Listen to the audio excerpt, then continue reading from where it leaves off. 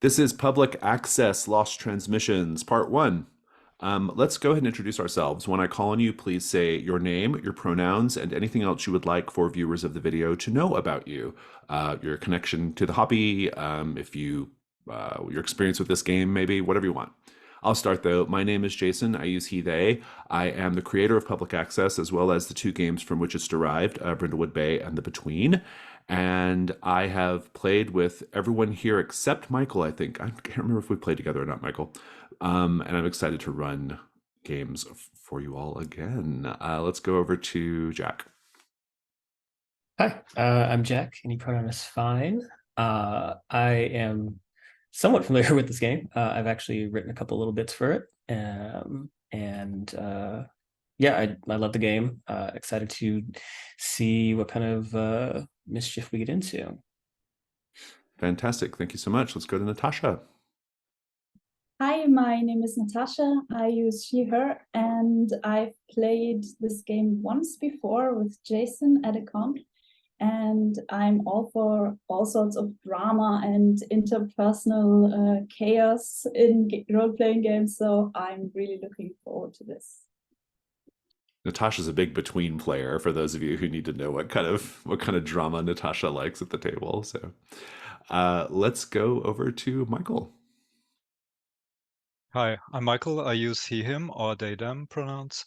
And yeah, I'm really glad we get to play together. I have played with everyone except Jason so far, so I'm really looking forward to playing with you guys. Thank you so much. And finally, Rob. Hi, I'm Rob. I use he, him pronouns. I have played a one-shot of Public Access before, which we did in a break in our trophy campaign when somebody was away for some reason, I forget now. Really enjoyed it. I think this game speaks to me quite a lot, and yeah, I'm excited to be playing a longer form game. Fantastic. So we're going to begin with CATS. CATS is an acronym that stands for Concept, Aim, Tone, and Subject Matter. I like to go over this in order to establish some basic expectations for what this game is about and what we're going to be doing during this first session especially. So the concept. Public Access is a tabletop role-playing game about a group of people in 2004, the Deep Lake Latchkeys, who find themselves investigating strange mysteries in and around the town of Deep Lake, New Mexico. In the 80s and early 90s, Deep Lake was the home of a notorious public access television station, more on that in a moment, called TV Odyssey. The history and fate of which, the station literally disappeared, is the source of much speculation in certain corners of the internet. As the Latchkeys conduct their investigations in Deep Lake, they will become increasingly aware of the central role TV Odyssey plays in everything that's going on, and will have to face whatever terrible truth lies at the heart of the infamous TV station. Public Access takes inspiration from the early internet horror stories, creepypasta tales, and urban legends. It's also inspired by the analog and found footage horror subgenres, synthwave and vaporwave music, and American pop culture from the 80s and 90s. The game's mechanics are based on Apocalypse World, Brindlewood Bay, and The Between. You don't need to know anything about those games in order to play. I also like to take a moment to point out what a public access TV station is, because I discovered in recent months that it's not a thing that is consistent in lots of places. So it's a distinctly American and Canadian phenomenon. The idea is local communities had access to a specific channel on their cable box. And some communities even had like TV stations you could go, and like studio space where you could go and produce your own little TV show. It was something that you paid for with your tax dollars, and you would go and you could have your show broadcast on this public access station. It usually like aired like late at night. The production values were usually quite low, and they were, and public access TV as a pop culture thing, it's sort of known for its like quirkiness and weirdness and the eccentricity of the people creating these programs. Public access just adds a layer of horror on top of that. So that's the idea. It was sort of YouTube before YouTube, essentially. Okay, aim. The aim of the characters in the story is to investigate local mysteries in order to get closer to the truth of what happened to TV Odyssey. Our aim as players is to learn more about these characters' pasts, as well as to paint a vivid picture of our version of Deep Lake, New Mexico, a responsibility we all share. The aims for today's session are to create and introduce our characters, learn the basics of how the game works by playing it, and then having a debrief. Tone. The tone of public access is nostalgic, weird, and occasionally terrifying. Everything should always feel just a little bit wrong, a little bit off. Levity and humor is totally acceptable, especially in the early parts of the game, but as the overall story progresses, things will get much weirder and much darker.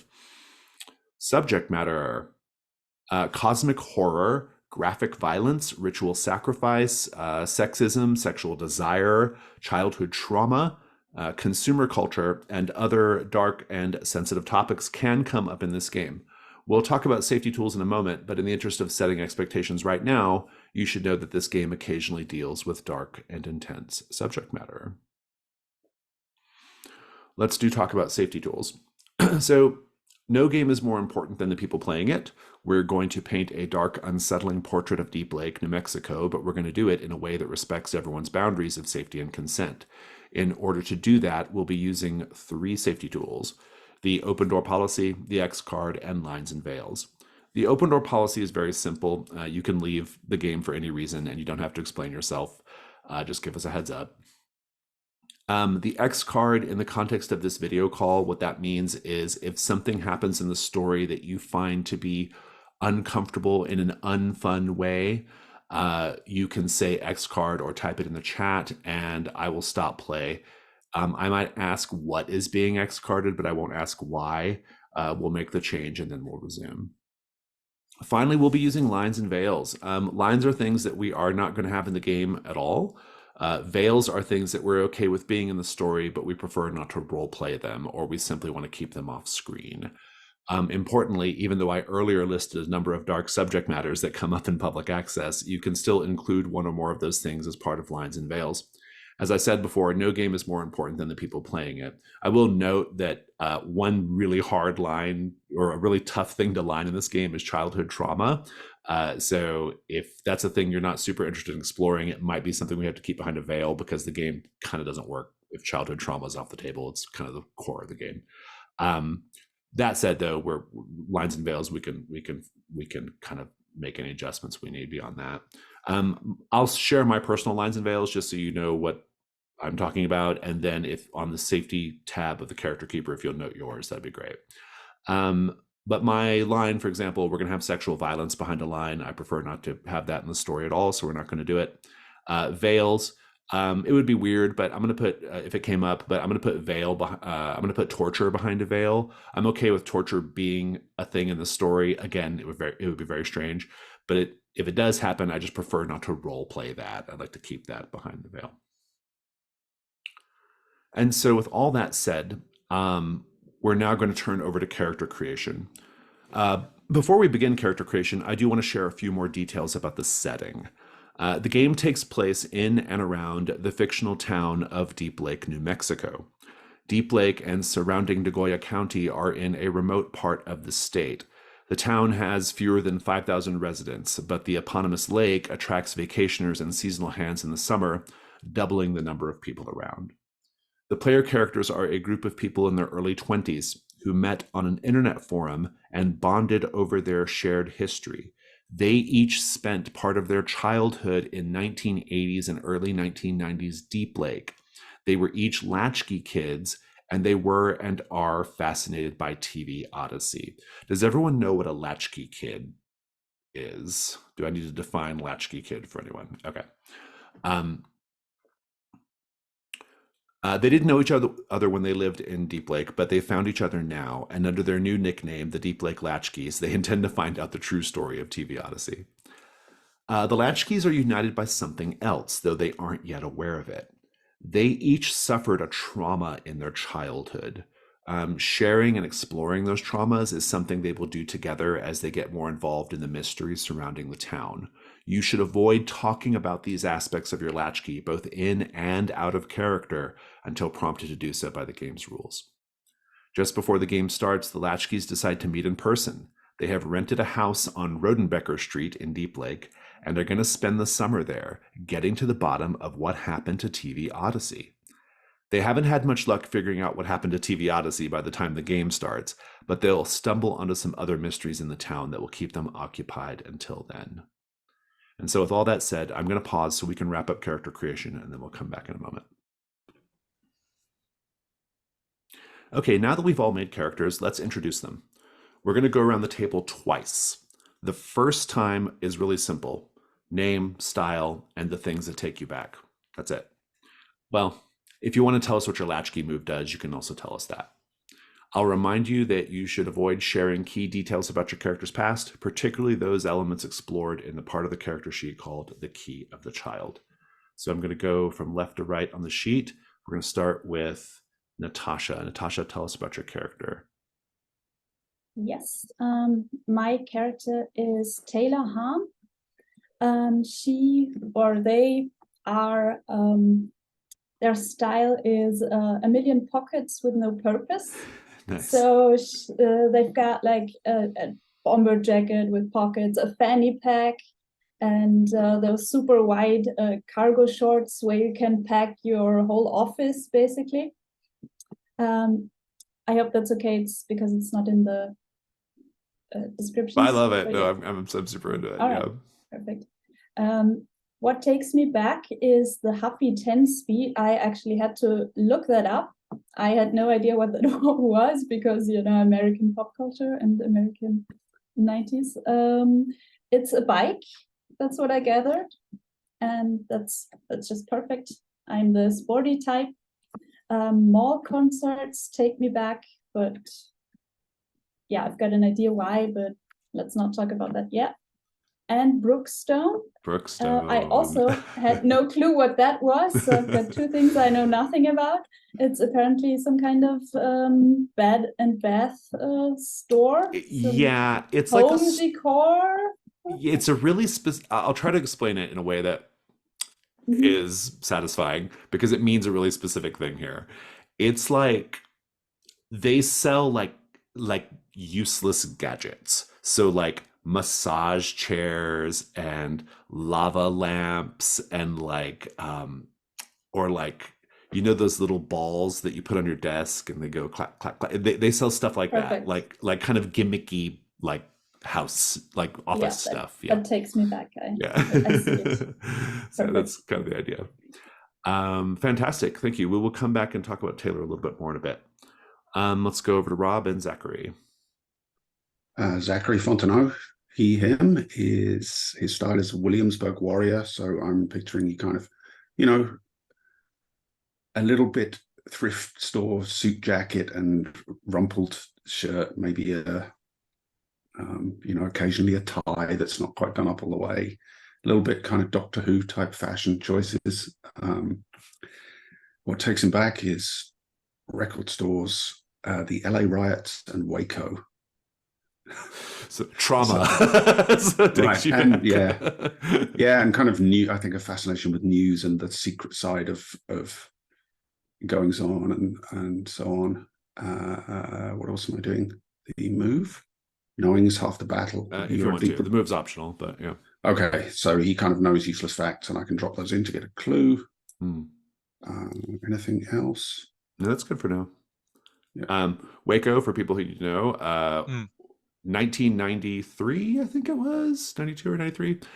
Big incident in the States. There was a religious sect called the Branch Davidians that basically kept all their followers like in a building and had like a standoff with the authorities, and the standoff was botched by the FBI. They kind of went in there like with guns a-blazing, and like a bunch of people got killed. It was really, really gruesome situation.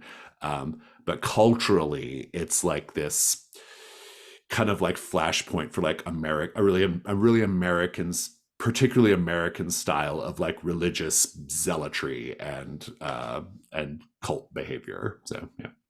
So when people say Waco, that's kind of the feel. It's like cult cult nonsense. Kind of wacko. Yeah, yeah, wacko waco. Fantastic. Okay, let's go over to Michael. Cool. So I'll play Amber Serrano, she, her, and the style is more goth, and I interpret it as like very high femme with some retro elements. She likes to wear dresses, high heels, stylish leather jackets, and what brings her back is a very special episode, heading home when the streetlights flicker on, and easy bake oven because she's really into baking. Fantastic. Thank you so much. And finally, we'll go over to Jack. Yeah, I will be playing Ashley Ash Wright. His style is cargo shorts and Triforce shirt. I imagine it's not so much a gamer thing, though. I don't even think he knows what Triforce means. I think he's just sort of wearing it because it's available. His Takes You Back are Choose Your Own Adventure, which are a series of books, very fun. Prank Phone Calls and Tiger Beat. And his move, I won't get too deep into it yet, but it's called The Truth Is Out There. Fantastic. Thank you. So Now, what's Tiger Beat? It's like it's a magazine, like it was mostly for for Teenage girls. for teenage girls and gay Oh, okay. boys, Yeah. where basically like they would like put they featured like young cute guy pop stars and stuff, you know, like a teenage girl fan magazine. Yeah. Okay, cool. Okay, fantastic. We're going to go back around the table again. And now I want to go a little deeper with each of these characters. I'd like to know what your character currently does for a living, for their job, if anything, what they want to do in the future, if anything, and if they have a significant other back home, because remember, they've traveled to Deep Lake. Who is that person back home? Who is their significant other or love interest? And what does that person do? And remember that these are people in their 20s. The year is 2004.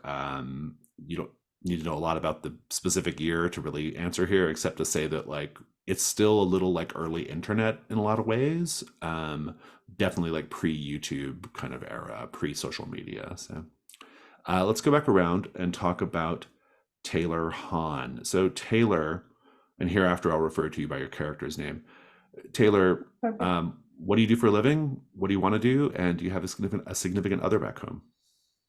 Well, I'm currently a PhD candidate in marine biology, and I'm writing my thesis on the environmental influences on red algae. And I would like to work in that field, actually, maybe on something bigger than algae, but you know, what you take what you get. And I have several significant others back home. I've got Jessie, my former tutor person. I've got Suze, who knows what she does, and I've got Tim, who works at the convenience store.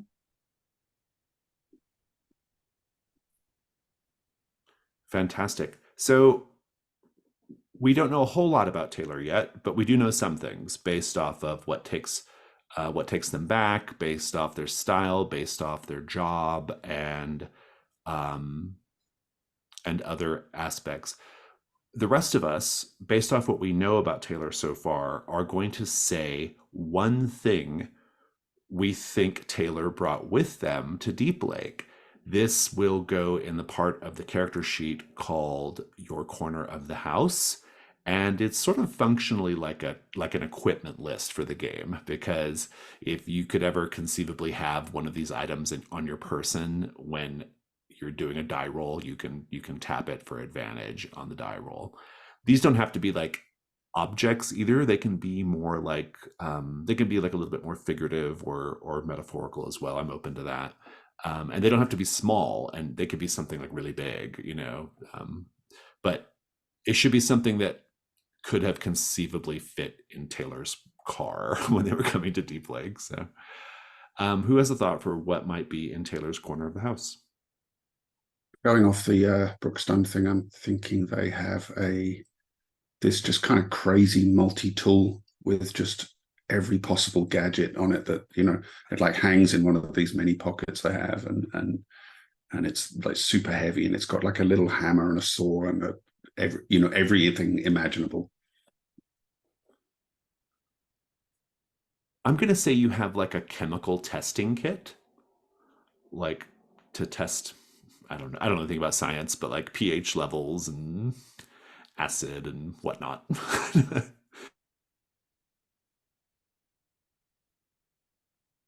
I'm going to say that when you did live in Deep Lake, and maybe it's the thing that sort of kickstarted this passion for marine biology, but you have a book that you checked out from Deep Lake Library on like marine life, deep abyss life, but you never checked it back in, so you still have it.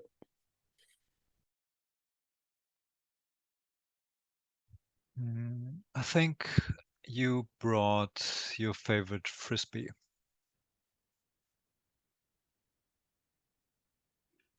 What does it look like? Well, it's actually probably neon green, and it's really, really cool. Frisbee is very PhD candidate behavior, I feel like. A hacky sack would be even more so, right? Um, fantastic. Okay. If that all sounds good to you, Taylor, we will keep going. Okay, so Zachary, same questions. What did you do? What do you do for a living? What do you want to do, if anything? And do you have a significant other back home? If so, who are they? Yeah, Zachary is currently just resigned his job teaching English literature, and he's trying to become a writer. And I think he's just got a little injection of money from an advance on a book. And the reason he was able to get this deal was because he was dating Claire, who is in the publishing field, and she kind of gave him a big break and encouraged him to work on this manuscript. And it's kind of to the point of success. It's going to be published. And at that point, he's kind of ditched her and just kind of ghosted her a little bit and disappeared off to New Mexico. Oh, that won't come back to haunt you at all, I'm sure. Sure. I have a great idea that I'm going to steal from the game we ran last month, and say that Zachary, you have the phone number of a survivor of Waco.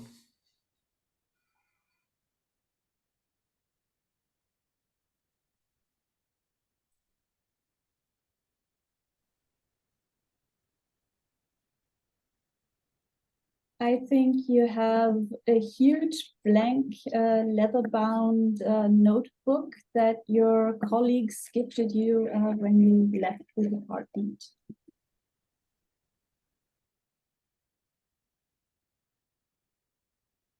I think you brought your record player. Oh, that's yeah.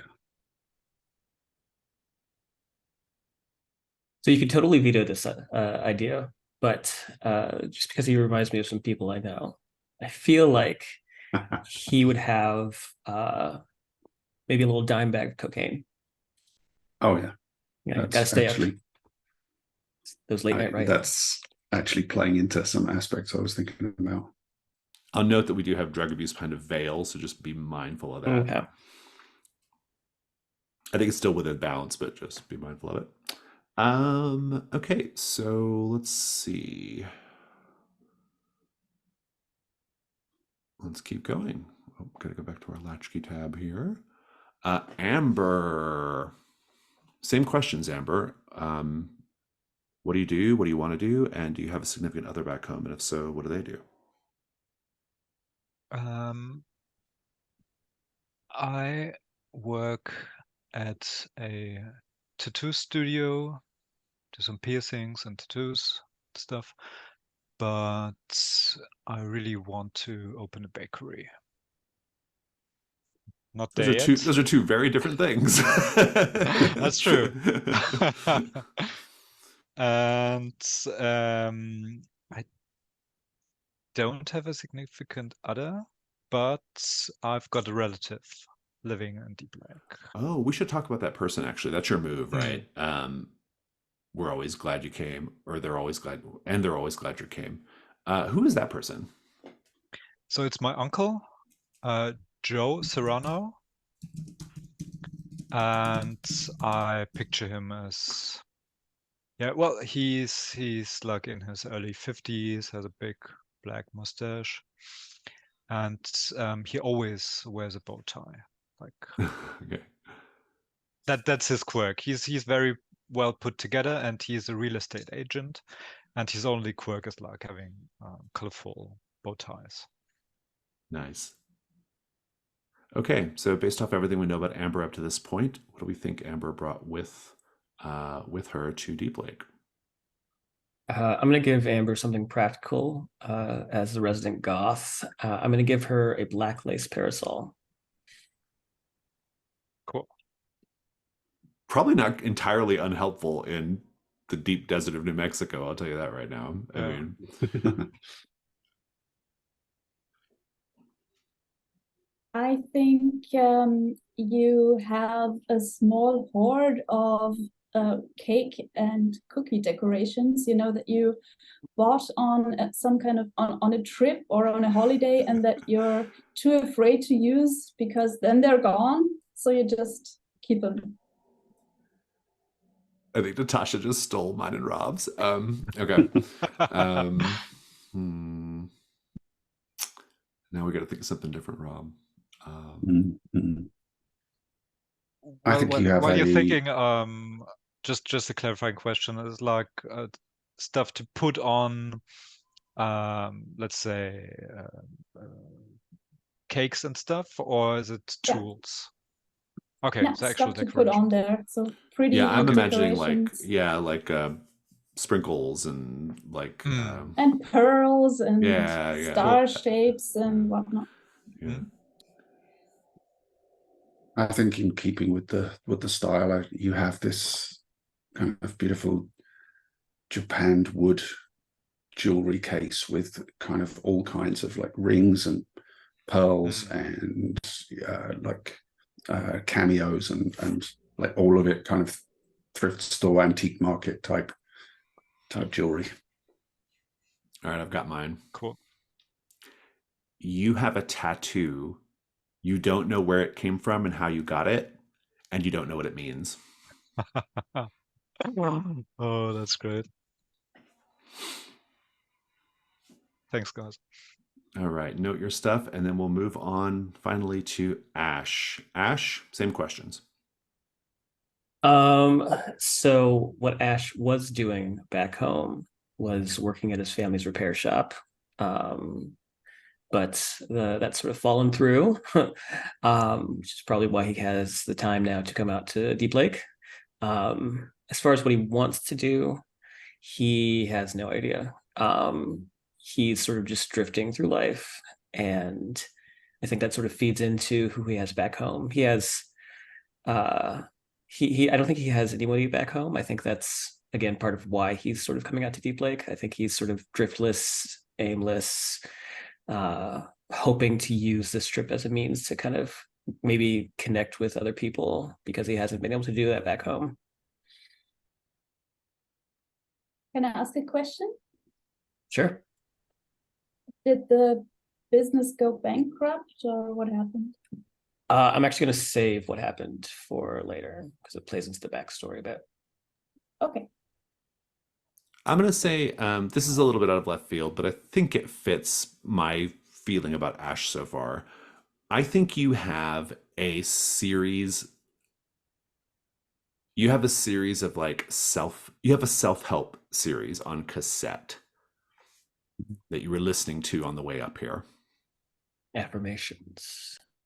Yeah, I have one affirmations, based- self-help, like stuff like that. Yeah. I have one as soon as I saw your Takes You Back prank phone calls. You have one of those little key rings with like 6 buttons on it and it's Arnold Schwarzenegger quotes that play out when you press one of the buttons. Oh, So like a you push soundboard keychain? Okay. Yeah, he'd push a button and it goes, "Who is your daddy and what does he do?" And that kind of thing. Yeah. What a bizarre thing. Is that real? Is that a thing? Yeah. Oh, you could get a whole range of them with like Mr. T and like all different ones. Love it. It's good.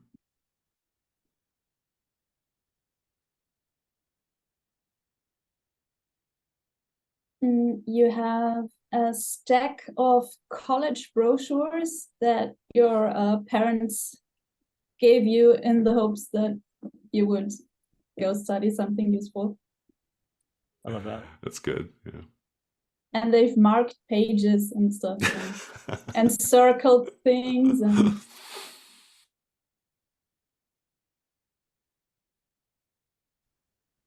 So I'm not so sure which brand or which kind of flavor that might actually be, but I could see you having like a very particular kind of snack, or like a big supply of a certain brand of potato chips that are rare and you really appreciate. What about like this is 2004, so this would be the era of the Flamin' Hot Cheeto. This would be the era of I don't know. I guess you should decide on the brand though. I want to know what the brand is, Jack. I think they're Doritos, but like they're like maybe like from all over the world, like different flavors. Doritos across the globe. Yeah, global Doritos. You know, like I'm sure like Canada has like a ketchup flavored Doritos. Do they have Doritos in Austria and Germany? Like I'm curious now. Is that a thing? yes, but only imports. Oh, imported. okay. Yeah. Not, okay. not national, like Yeah. Wiener Schnitzel, Doritos, and Oh. Fantastic. Okay. If everyone's satisfied with their corner of the house items, we will continue on with our little script here. Okay. Okay, now that we've been characters, we are ready to play. We're going to take a break, and when we get back, I'll introduce the first mystery. If you haven't done so, please go note your lines and veils on the safety tab. And yeah, so I'll see you all in 5 minutes. We'll come back and do the mystery.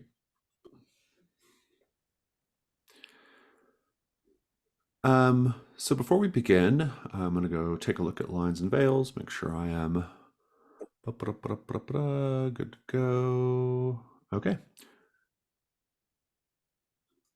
Also, I want to tell you that even though this is a game set in 2004 and makes lots of references to American pop culture of the 80s and 90s, we aren't going to dwell on historical accuracy. We'll do our best to represent the technology and culture of the various eras explored in this game, but we're going to get some things wrong every now and then, and that's okay. I'd also like to point out that during the time periods we're talking about, people with marginalized identities would likely have been treated more poorly in society. We're going to largely ignore that part of history unless it's important to the development of a character or emotionally resonant in the story, and even then we'll always try to stay within the bounds of safety and consent as previously discussed. As a general matter, in the world of public access, things like race, nationality, gender, ethnicity, sexuality, disability, and neurodivergence are not a social barrier. Are there any last questions before we start? Okay. Then let's begin.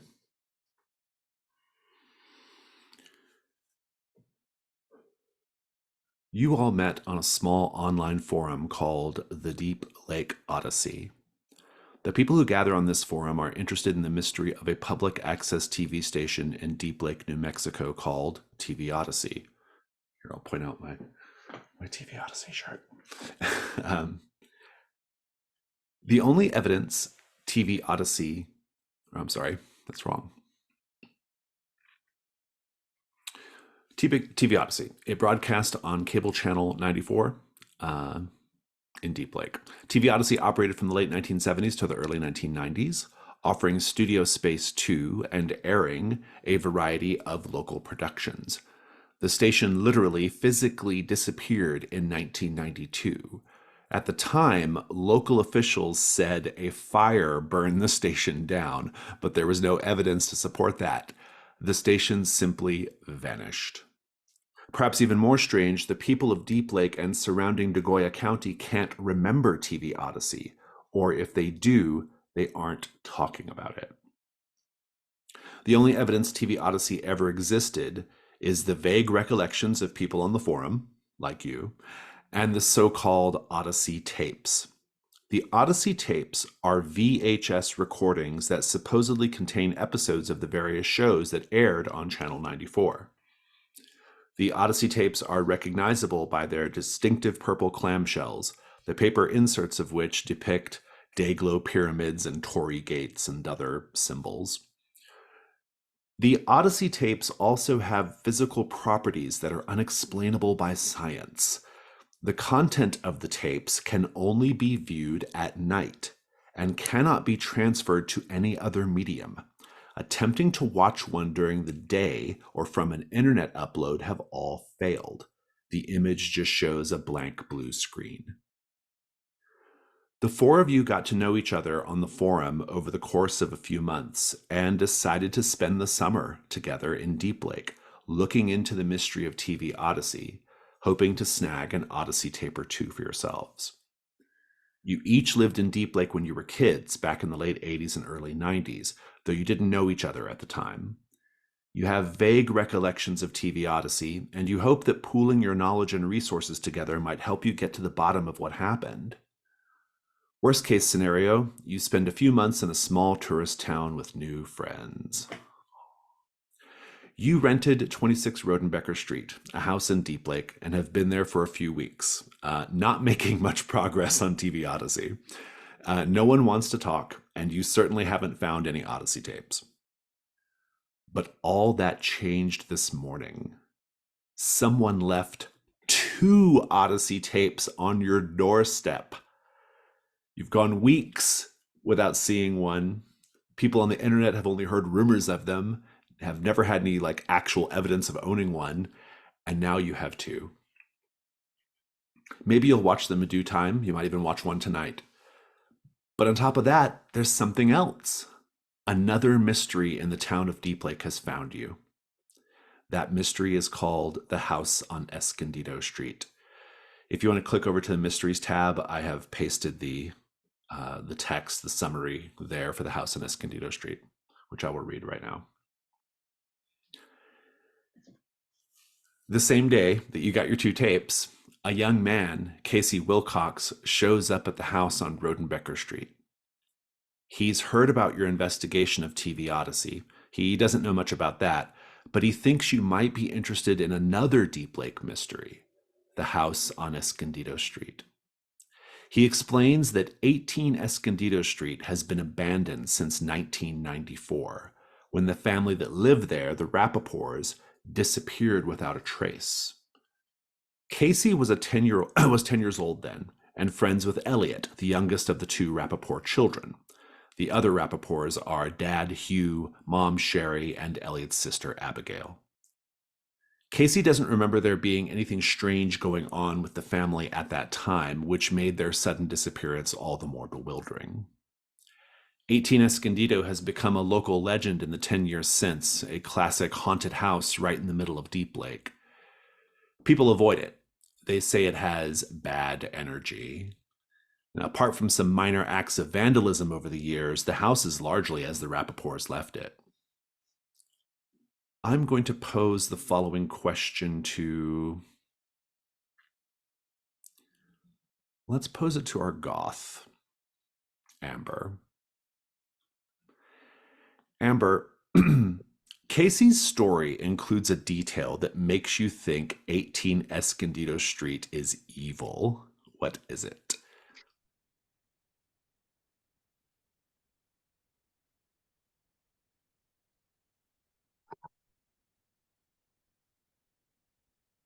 I think he does mention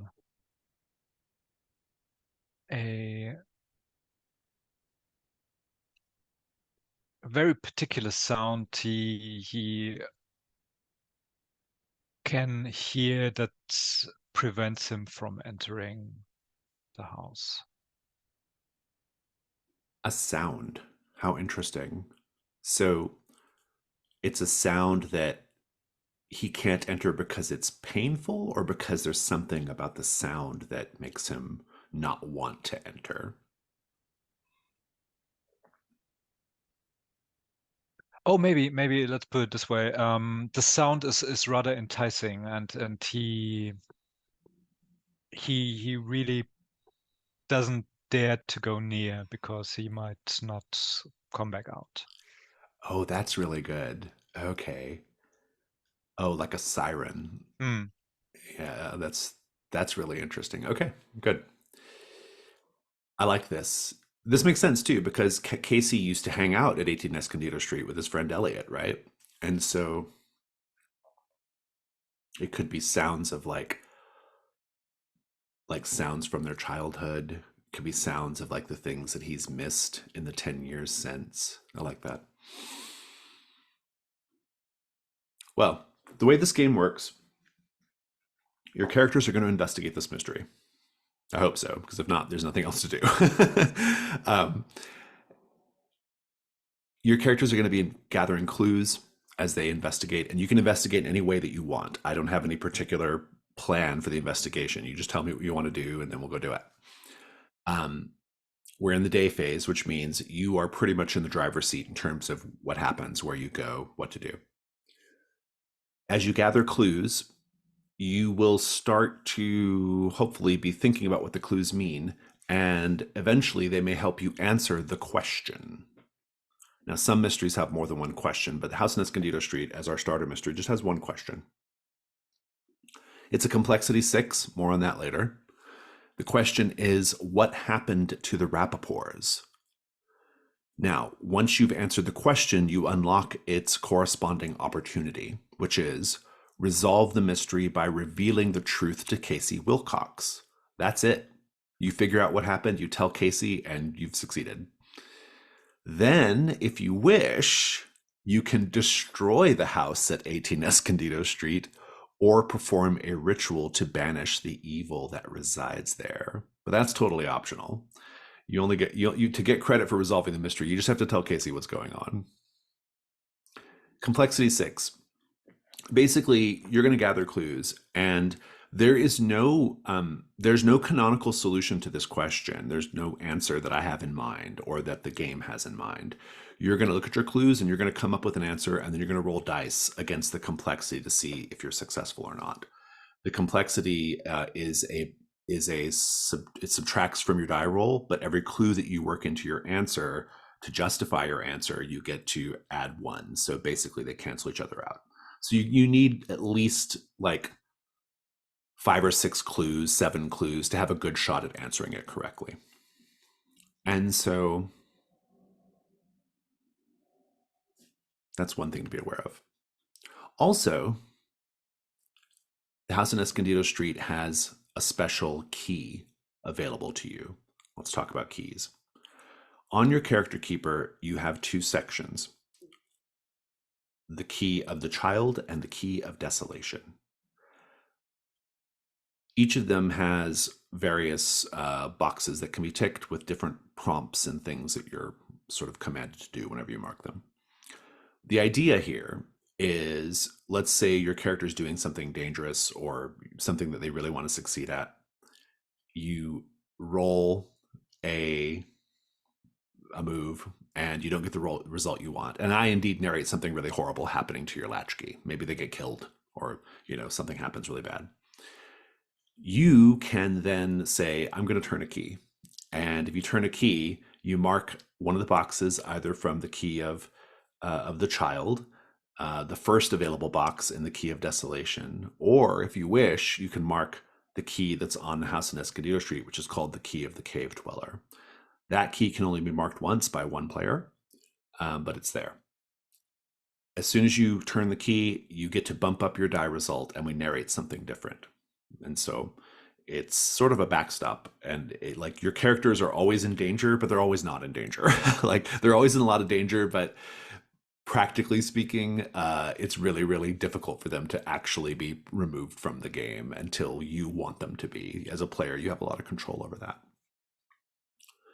And so this is where we stand with this mystery. Casey Wilcox has brought it to you on the same day that you found 2 tapes. Your tapes are Happy Jack '06 Duress Signal, Pure White Pretext. That's what it says in the label. And another one called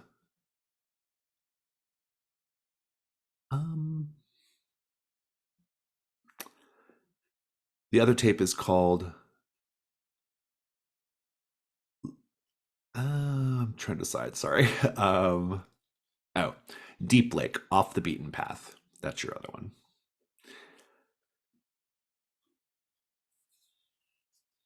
So at this point, I'm going to go around the table and find out what everybody's interested in doing today for your day phase. This will be a slightly shorter day phase because we had to do the introduction for the first hour. So we'll kind of just do a couple of scenes per character and then we'll go to the next phase. But we can start the investigation of Escondido Street. And who knows, maybe you'll find another Odyssey tape. Maybe you'll learn something about TV Odyssey. Maybe there's more to learn here than just what happened to the Rappaports. You can approach the investigation however you wish. You don't have to stay in one group. You can split up as you wish. Yeah, so Zachary, what do you think? You are muted, Zachary. Apologies. I think straight to the point, he's interested in going to scope out the house itself and poke around. Very good. Taylor? Absolutely. I'll join him. I will investigate to the best of my biologist's abilities. Indeed. Find Maybe out the there's scientific algae reason. there. Yeah. Yeah. Malignant psychic algae. Ash? Ash is not into places that are evil, so he is going to go to the world famous Deep Lake Library. The Deep Lake Library. I love it. That definitely exists in the setting. And Amber? I think I'll talk to my uncle, Okay. since he's a real estate agent and he might be able to tell me something about the property. I love it. That all sounds great. We'll save the scary house for last. We'll start with Ash in the library. Well, before I go to the library, I think it's on the way. Like everyone's sort of leaving the house and all that, and I think Ash is maybe the last to leave. But as part of my move, The Truth Is Out There, at the beginning of each session, a mysterious person leaves something for me where I can find it. And I think what this mysterious benefactor leaves is actually a phone call. And so when we're on our way out, the landline starts to ring. And Ash just instinctively picks it up, and there's just static on the line. And then a voice says, "He is nowhere. He is now here." And then it hangs up. And Ash, in his own little history of prank phone calls, wonders if this is yet another prank. But I think he sort of takes mental stock of it, but then heads out to the library. We'll note here, mechanically, this functions as a clue. Though it's not attached to any particular mystery, you can save it as you wish. But you might want to make note of it before we forget. Make note of it somewhere. I do want to pick up the library, though. The Deep Lake Library is barely that. It's essentially 2 rooms.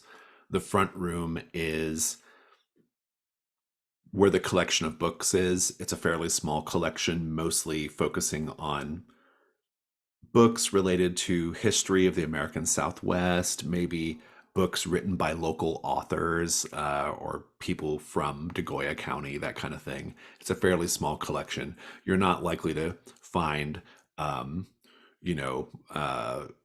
extensive research library here, but maybe enough for your purposes. And there's also a back room where there's like a microfiche and a so-called archive as well. But when you walk in, Ash, you see a woman at the front counter. She's kind of squat, and she's wearing like kind of chunky turquoise jewelry, and her dark hair's pulled back in a bun. And she gives you a friendly greeting. She's like, she seems a little surprised. Maybe I don't think a lot of people come in. She says, "Oh, hi." Hi. Yeah, I was just wondering, do you guys have like a computer like with internet? Oh, yes, the World Wide Web. Yeah. I was just trying to look up some stuff. I can definitely help you with that. She comes around and she's like, want to get roaring down the information superhighway, huh? Yeah, web crawling and all that. She's like, come this way. And she takes you to that back room where the microfiche and stuff is. This back room doesn't have any windows. It's actually feels kind of isolated in a sense. But there is like a couple of computers inside little study carrels. She says, so I'm just going to give you all the normal sorts of warnings. Please do not use the library's internet to access pornography or anything else from the so-called dark web. Yeah, no, nothing like that. Great, great. What are you looking for today? Uh, just local history stuff, just stuff like that. She's like, oh, okay. Well, let me know if I can be of any help. My name is Lupe. Thanks, Lupe. I'm just gonna be over here. She's like, I like your t-shirt. Is that like an Illuminati thing? What is that? I don't know, it's just kind of like a bunch of triangles, just kind of cool triangles, I guess. I got it at a thrift store, so She's like, triangles. Triangles are really cool. yeah, like pyramids. She kind of laughs. She says, okay, well, I'll leave you to it.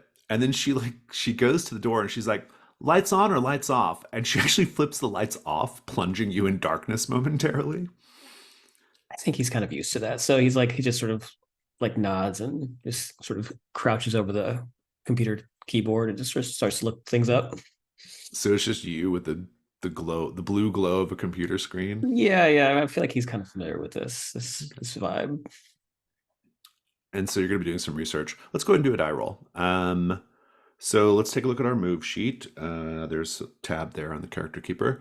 This would be the meddling move. When you search for a clue, conduct research, or otherwise gather information, describe how you're doing so, and roll. How are you doing so? I am going to my my browser, which is of course Microsoft Explorer Of course. or Internet Explorer. I'm sorry, Mhm. Internet Explorer. And I'm going on what would it be like this time? Maybe like Yahoo. Yeah, I think that's like the for one. search engine, yeah. Or Yeah. well, Google was a thing is by this point Yeah, as well. Google, I Yeah. think it exists already. Yeah, I think he's more custom. He's a Yahoo girl. he's so. a Yahoo girl. Yeah, good. But I guess what I really want to know is like, what are you Oh. looking for? So I think that he is just looking up baseline information on 18 Escondido Street and the family, seeing if there's any kind of like murder reports or crime reports or anything like that, or like, I'm into that. Go ahead and roll with, I think this will be with reason. So roll 2d6 and add your reason modifier to it. it does not matter. I rolled snake eyes. You rolled snake eyes. You're in the dark with just the blue glow of the computer. And then that goes off because the power goes out.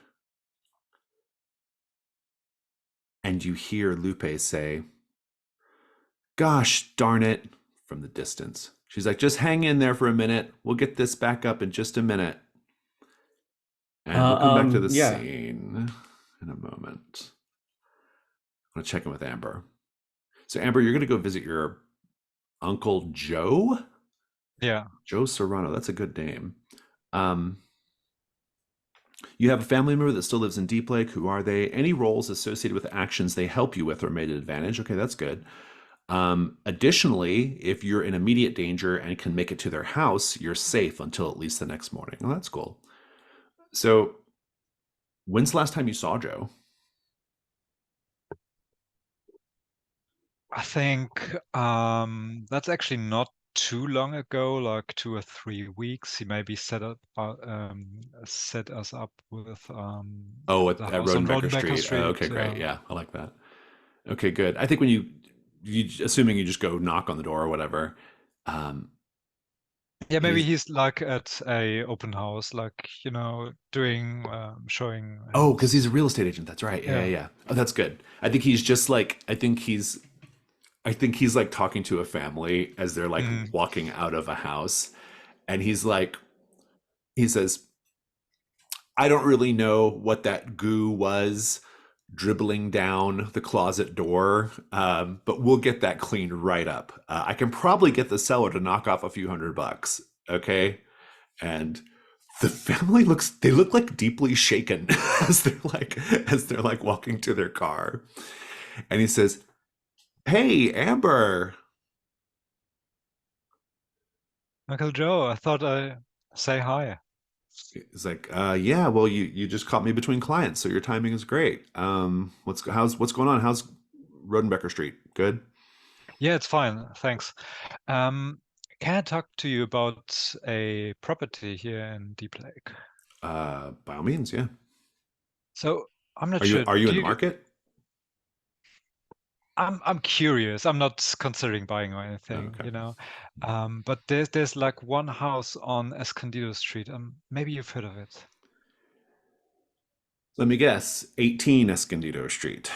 Yeah, exactly. Make the meddling move with presence. Because it's advantage, you get to roll 3 dice and take the 2 highest. Cool. So that's an 8. Nice. We'll come back to this. Sorry, it's a brief scene, but we'll come back to it. Zachary and Taylor and Casey. I think Casey's with you as well. Let's just have the scene with the 3 of you walking over, because 18 Escondido, it's just like 2 streets over. You can just walk right over to it. He's like, "I just want to thank the 2 of you and your friends for helping out with this. I mean, I guess it's like Of course. I guess it's pretty weird for someone just to show up at your house and, ask you to go all Scooby-Doo on something like this, but Not really. I'm kind of used to it. oh, are you a frequent Yeah, I mean, mystery no, but I investigator? do need people come knocking at my door all the time, asking for help with the papers and whatnot. So Oh, I feel right at home. cool. Let me tell you about Casey. Casey he has a blonde faux hawk. He's wearing Jinkos, which are those big wide jeans pants, with flame print coming up the side. He has a little cleft palate scar. He's pretty good looking. He's about your age, a little bit younger than you all, but pretty close to your age. And he's like, "So I guess like the 2 of you used to live in Deep Lake, is that right?" Yep, that's right. Cool. It's been a while, but yeah. Well, I definitely don't blame you for getting the hell out of here, that's for sure. This town does shit to you. Like, Oh, Well, I mad mean, shit. it's kind of nice to be back, though. Is it? Yeah. Well, I mean, I guess I can't say too much because I'm still here, but that's because, I mean, when Deep Lake gets its claws in you, it's over. It's just never going to let go. That's kind of what happened to me after Elliot and his family disappeared. I was in a bad place for years after that, and How that's old when were you? we were both 10. Hmm. Yeah, Elliot would be 20 now. I sometimes wonder, like, what would he be like if he was still around? I mean, he's got to be somewhere, right? They just kind of disappeared. I don't know. Anyway, He'd probably also still be around, hanging out with you, I guess. I mean, well, hopefully, I guess. I don't know. I'd like to think that, like, if all that stuff with the Rappaports hadn't happened, that I don't know, I would have gotten out of Deep Lake. I think I stuck around for some reason, just because, like, I don't know, maybe I thought like they would show back up or something. I don't know. That's stupid, but just a little stupid. I mean, you can still get out, right? And you can check yeah, back. I know. and- I know. Yeah, I I don't know. I know. Stop I'm being making dramatic. excuses, I'm man. being dramatic. Yeah, I'm being very dramatic. dramatic. I wouldn't get you. I wouldn't get your hopes too high if people who go Oh, come missing, on. if they're gonna show up alive, they normally show up Yeah. within 3 days.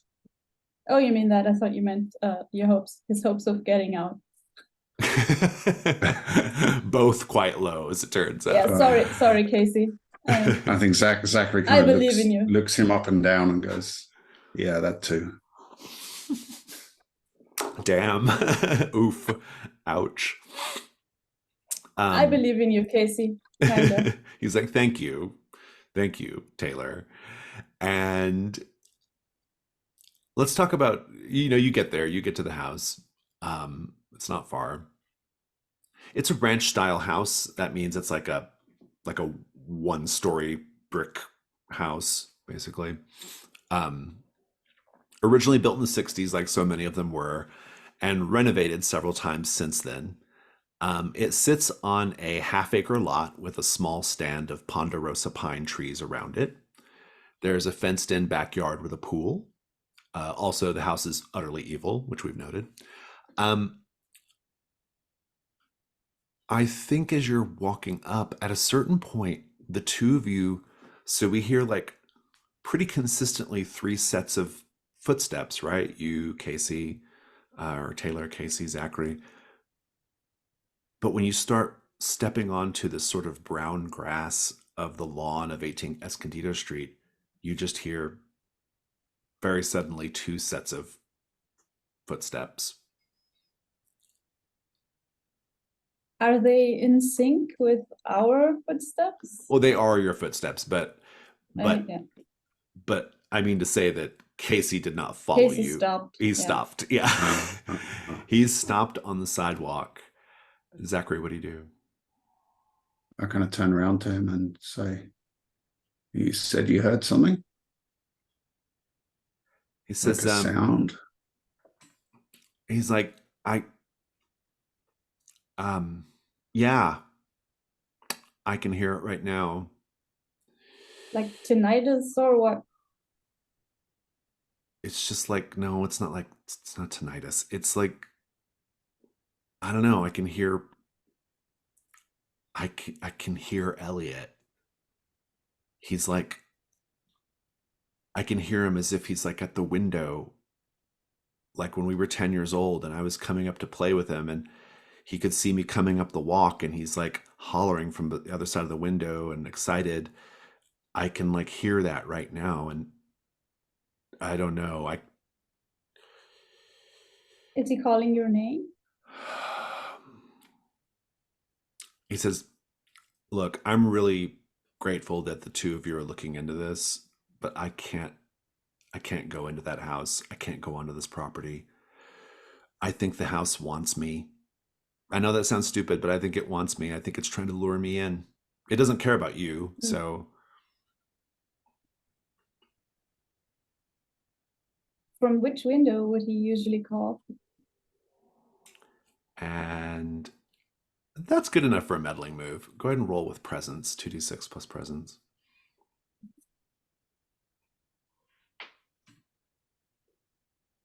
That's a 4. Zachary, what are you doing right now? I think looking to see if there's like a fence gate or something that I can use to get into the backyard and kind of nose around through the windows in back. You can go ahead and go to the backyard. There's a gate. It'll open right up. The backyard has a swimming pool filled with a shallow layer of mucky green water, faded and cracked sunbrella furniture. There's a large overturned planter. Let's paint the scene, everyone. Paint the scene is a question that I pose to the group, and in the answering of it, we build up a picture of this place in our mind, and we explore an idea associated with the place. The question is, the Rappaports enjoyed one last day of fun in the sun before their disappearance. What do we see around here that shows that they had one last day in the sun? I think there's a No, sorry, go ahead. it's like one of those plastic cooler boxes. But it's like turned over. There's a few there's a few actually unopened soda cans in there, and but everything's been covered in green mold that's grown up over the years. There's those like red chili pepper lights that are being strung up along the side of the house, but due to time or what have you, half of the string is just sort of like fallen from the roof and is just sort of laying on the ground.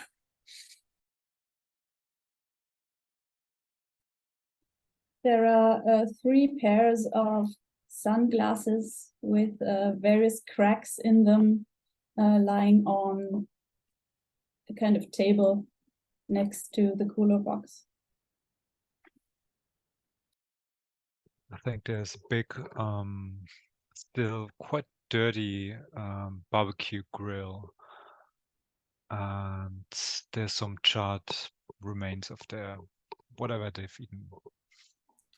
Probably very withered, charred remains.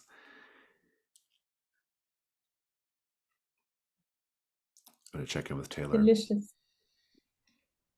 Taylor, you got a miss on your roll. Yeah. And Casey kind of looks over your shoulder and he points and his eyes go wide. He says, "It's that window right there. Oh my God. Look." Do you turn around? Yes, of course I do. When you turn around, you see a single small hand pressed up against the window from the inside of the house. And the hand just slides down underneath the edge of the window. How does that make you feel? Curious, very, very curious. I'm going to give you a condition. Very, very curious. Curiosity, yeah. And then you will hear, "Excuse me, hello." You see a woman approaching you and Casey, Taylor. She has a helmet of brown hair, a striped polyester blouse, very chunky jewelry. She looks like she shops at Chico's, which is a store in the United States for tacky women's clothing. And she says, "Hi, hey, hello, hi. Hi. I'm Patience Head. I am the president of the local homeowners association. Are you..." Oh, you poor thing. Well, it is a very, very intense responsibility. A lot of people don't realize how much work goes into being president of the homeowners association, but someone has to do it. That's what I think. I'm all about duty, stepping up to the plate, being a team player, and so forth. So what's, I noticed a friend of yours going around the back, and I see the two of you here. What's going on here? Don't worry, we won't make the lawn dirty or any uglier than it is. So I don't think that's any of your business, actually. It's certainly no business of mine what people get up to in the privacy of their Okay, own then homes. see, yeah. Okay, yeah. But as the president of the HOA, I have a responsibility to keep an eye on what's happening outside these houses. I mean, what sort of neighbor would I be? What sort of community leader would I be if I didn't stay abreast of the happenings around here? Well, is that house part of your association? I mean, are the people who live there members, or why is it your business, actually? And here she feels a little challenged, and really? We'll come back to this in a moment.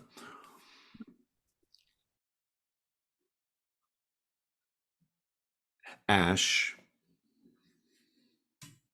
you hear Lupe. She's in the little archive room with you. It's completely dark. There's not even emergency lights on. You can hear her voice in the darkness. She says, I'm really sorry about this. We're on an old power grid. This kind of thing happens all the time. Yeah, no, I'm sure it does. Yeah, I'm just gonna go outside, get You're not the some kind of air. person that gets scared in the dark, are you? Excuse me. And he's gonna like try and feel his way around to try and find the door that leads out. You feel her suddenly very close to you, touching your hand in the dark. There's nothing to be scared of. All the same, How old is she? I don't know. She's middle aged, I guess, but maybe not even that old. But she's in the dark and she's touching your hand and she says, "There's nothing to be scared of. It's just a little bit of dark." that's okay. I'd rather yeah, I just want to get some light and get some air. And he's like even more urgently trying to Well, like I push don't want you past to her. wander about. You might trip and fall. I don't, I'm not wandering about. I know where the front entrance. Please just let me go. I would like the night move from you. Let's read the move. Night move because of this particular dark circumstance we're in. When you do something risky or face something you fear, I think we're kind of doing the latter. Name what you're afraid will happen if you lose your nerve. Um, I think deep down, Ash maybe thinks this is some weird trap that he's not fallen into, and Lupe is maybe some sort of like hostile style like organ harvester or something. Like, so I think that the worst, what could go wrong is he will be like knocked out and have his kidneys taken. That's pretty bad. I'm supposed to hear say how it's worse than that, but I'm not sure how worse it can get. Um, I think it's worse than that. You will discover that Lupe's not even really here. Go ahead and roll with composure. Right. Trying to see if I have anything that has light in my in my corner of the house, but no, nothing does. Actually, could we say if I wanted to use the keychain, the Arnold Schwarzenegger soundboard keychain, It's got a that little like light on it. a little light on it? Sure, yeah. Okay, so I'm gonna use that then. You can roll with S- advantage then. Cool.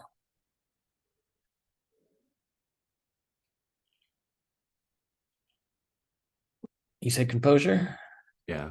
Uh, that is that's an 8. Okay.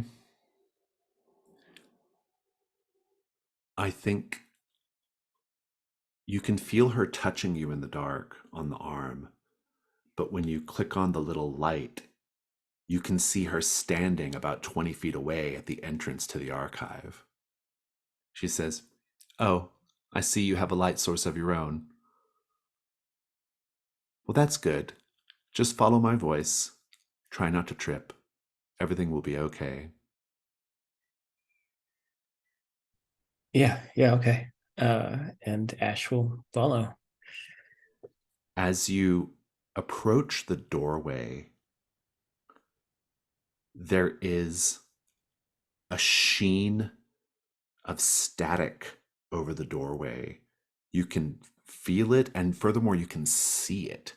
You can see a gentle crackle of static, or it almost looks a little bit like the snow on a dead air TV channel, just briefly. And she says, "Well, come on through. What are you waiting for?"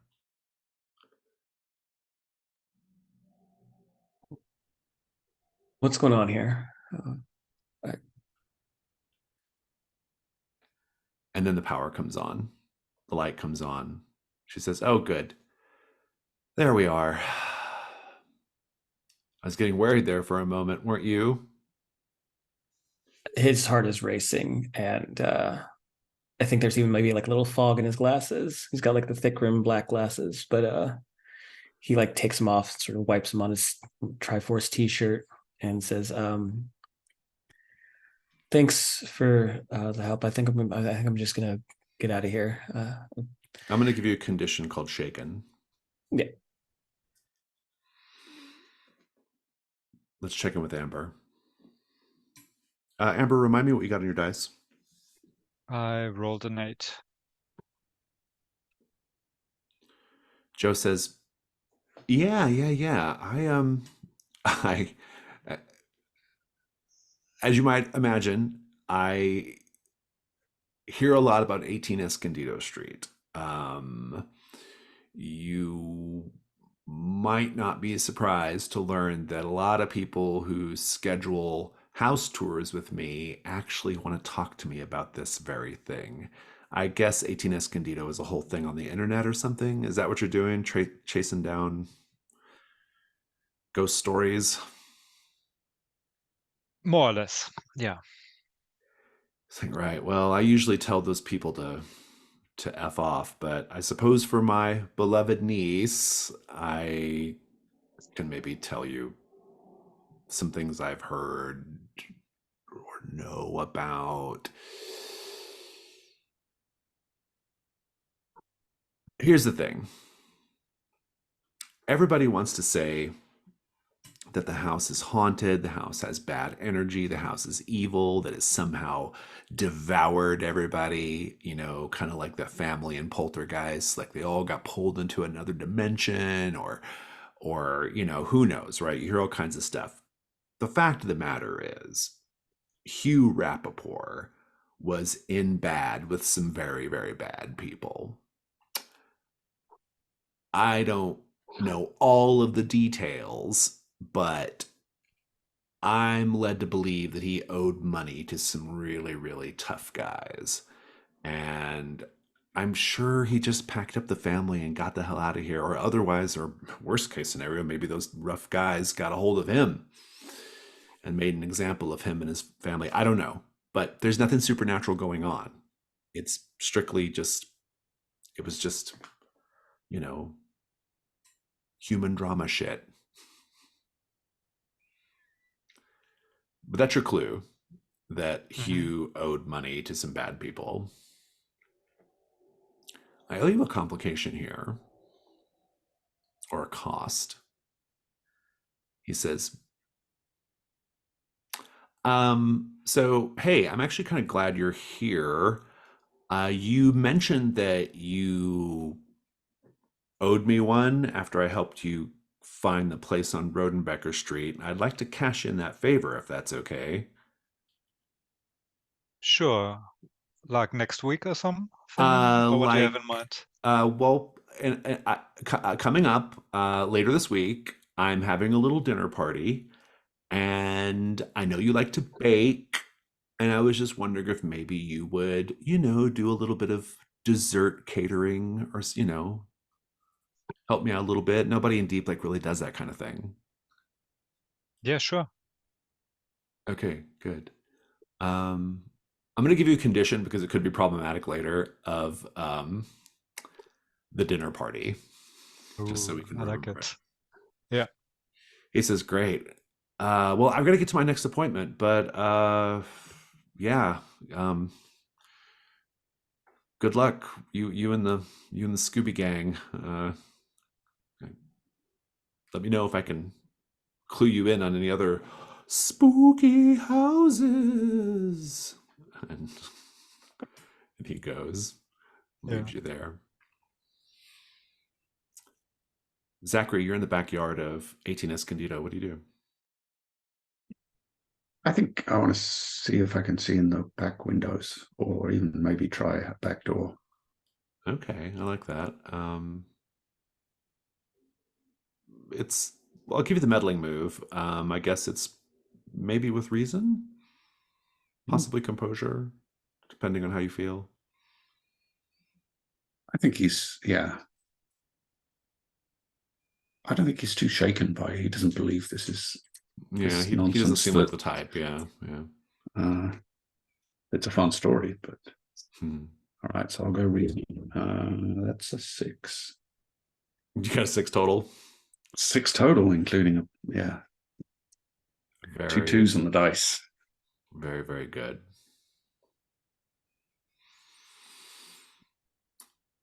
You're looking for a way in. The curtains are drawn, so you can't look into the house. So you're maybe moving towards the back door. It's a nice day. In the distance, you can hear the sound of children's laughter mixed with the squeaky whir of bike wheels in motion. The sounds of summer, the smells of summer wafting in from around the neighborhood. Backyard barbecues, charring meat, hoppy beer suds, kids pickled in chlorine.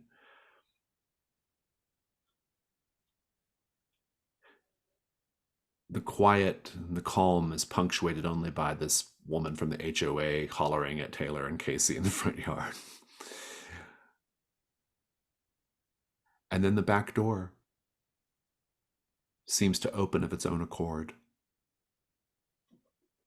with a creak. What do you do?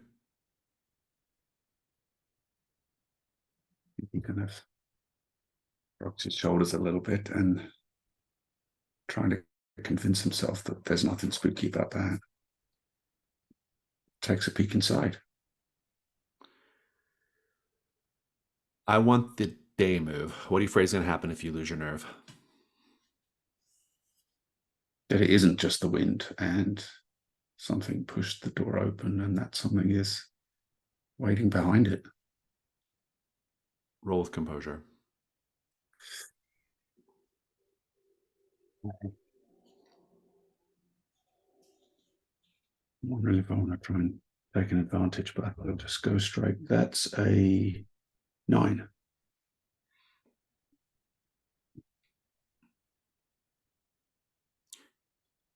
I think you'll slowly step. Actually, I have to tell you how you'll be vulnerable. Hmm. You'll be vulnerable because someone in the house is playing a very, very cruel prank on you. Out of character, if you don't want to be subjected to that, you can turn around and go back to the front yard. Otherwise, walk in. Let's have some drama. I'll walk in.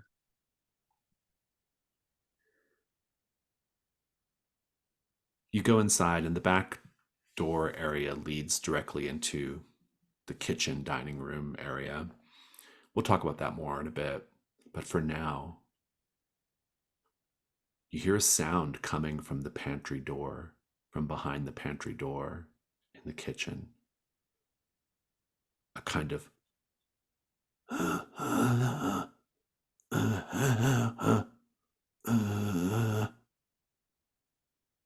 what do you do?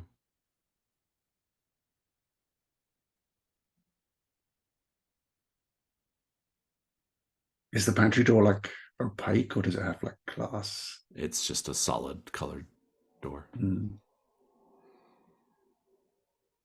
I think I'm going to look around for something to like prop up against the handle of that pantry door so that, you know, to like hold it shut, like a chair or a broom or something. You can like do that. As you wedge the chair up against the door, you hear from the other side, Zachary, I've been waiting for you. I would now like the night move. What are you afraid is going to happen if you lose your nerve right now?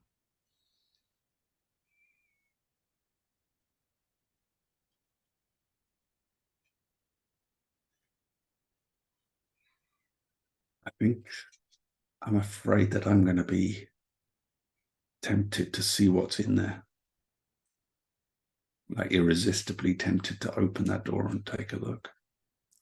It's worse than that. When you open the door, it's the last door you'll ever open. Roll with, I think it's still composure.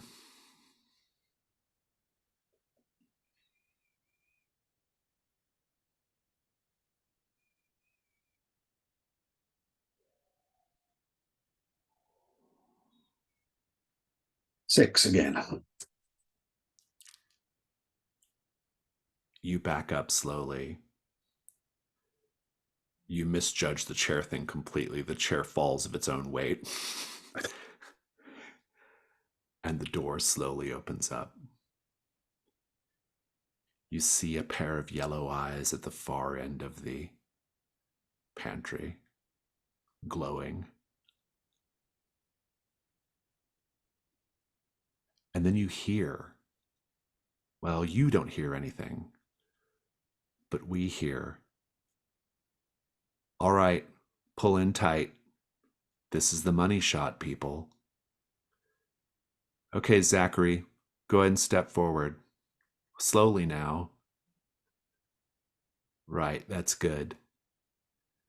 Okay, make a little note for special effects right here at the door. Fantastic. Door. The door slams behind you as you step into the pantry. That's it, folks. We got it. We got the shot. That's a wrap. Let's take a 5-minute break. We'll check in with Zachary's fate in a moment. I think we'll probably have time to do like maybe one more scene per character, and then we'll transition to the dusk phase. So let me check in really quickly with Ash. Ash, after you leave the library, where do you go? Good question. I think that he's obviously quite shaken. I think that he's just sort of wanting to take a bit of edge off. And so I think if there's like any kind of like coffee shop or anything like that, he would just sort of like try to have like a sit down moment and just like decompress. Okay, I can roll with that. And Amber, after you're done with Uncle Joe, what are you going to do? I mean, maybe I'm on my way to the others to tell them that there's nothing spooky going on, obviously, but maybe I then meet Ash and we can have a chat or something. Okay, I like That'd be the good, idea yeah. of you meeting on the way. That's pretty good. Okay, so we can frame up that scene. Let's continue with Taylor, Patience Head, and Casey. Patience is going on like this about her responsibilities and all this other stuff, and she knows when people are not from around here, and you are not from around here, and so on and so forth. And she's just getting in your way. What are you going to do to get past her? I'm gonna gently shove her to the side and just walk past her. And to the house. Yeah. Okay, you can just do that. Casey will kind of run interference a little bit, and she's kind of like, "What? Where are they going?" And Casey's like, "Miss Head, it's fine. Don't worry about it. They're with they're with Debbie." And Patience goes, "Debbie Rappaport? She's finally taking an interest in this place?" And he's like, yeah, I think she's getting ready to finally sell it after all these years. I guess her brother and his family are not coming back." And Patience says, "Well, thank goodness, it's about time." And they're going on like that. But revealing an interesting detail that Debbie Rappaport, who's apparently Hugh's sister, is still in town and I guess technically speaking in charge of the house, even though she doesn't live there. Anyway, Taylor, where do you go? Thanks for mentioning that, Casey. Thank you. Yeah. Where do you go, Taylor? Well, the front door. I'll try the front door. And it I'll opens also, right up. Oh, perfect. Yeah. Well, I'll call out for Zach. Let's pick up with Zach. Zach, are you turning a key? I think I'd better, yeah. I think you better. Child Desolation, or do you want to choose the key of the cave dweller? Oh, yeah, let's do the key of the cave dweller.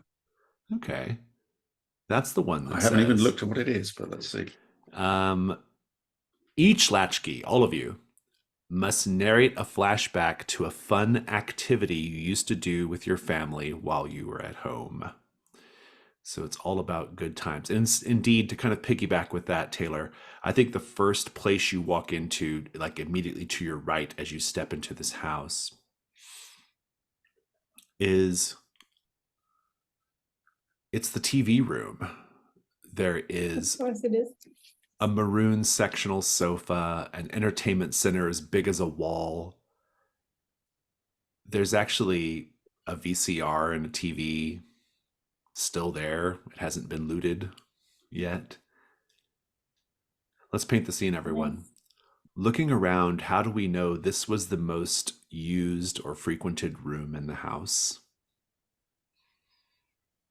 Well, the sofa cushions are all dented, and the fabric is worn thin by many butts sitting there in front of the TV, and the carpet is also worn down and shaggy. And there are fingerprints all over the TV. Is the TV still there? Or just the There's the TV and VCR? VCR. Okay, Yeah. yeah. Children's fingerprints. Greasy I think hands. I think there's a pretty distinct kind of patina over the ceiling of like years of people being in there and smoking. Oh, yeah. Yeah, the yellow. So Yeah. there's that kind of yellowy tinge That's to so the. gross. That's the real horror. Indeed it is. I think this is where the concentration of like all the sort of family pictures are. And they're all on the walls and on the, whatever kind of like side tables they might have. I think compared to anywhere else in the house, there's more of them here.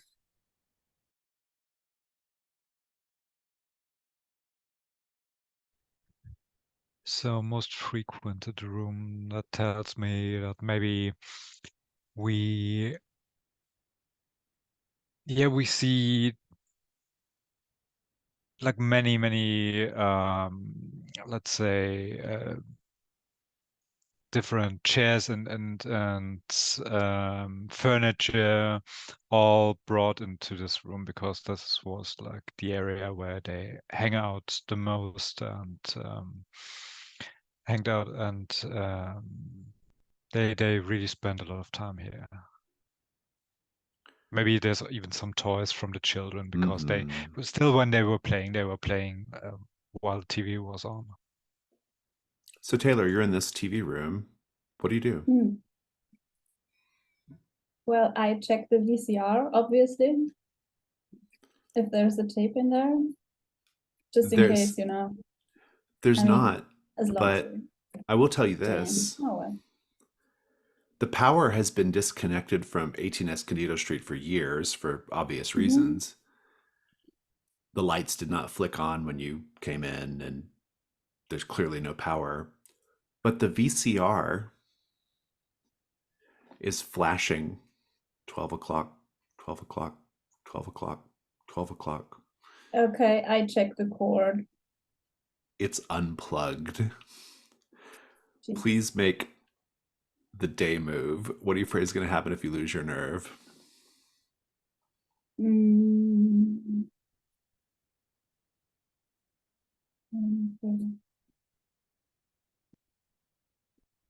I'm afraid that the VCR will actually come to life and bite me or something. Like.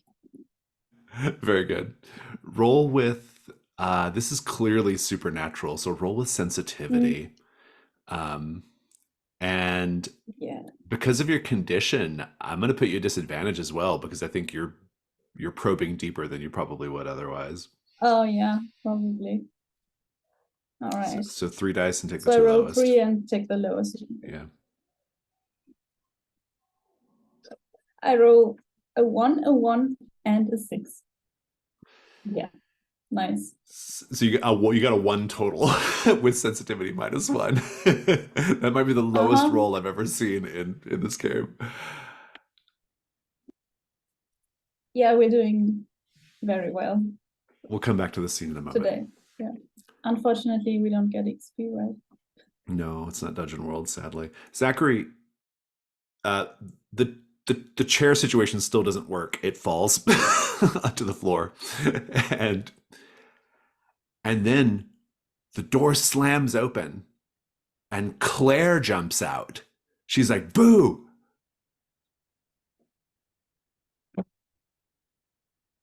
What the hell, Claire? I gotcha. What are you even Good to doing help, here? Claire. And it's the How least did you you know? deserve. How did you know where I was? What did you follow me?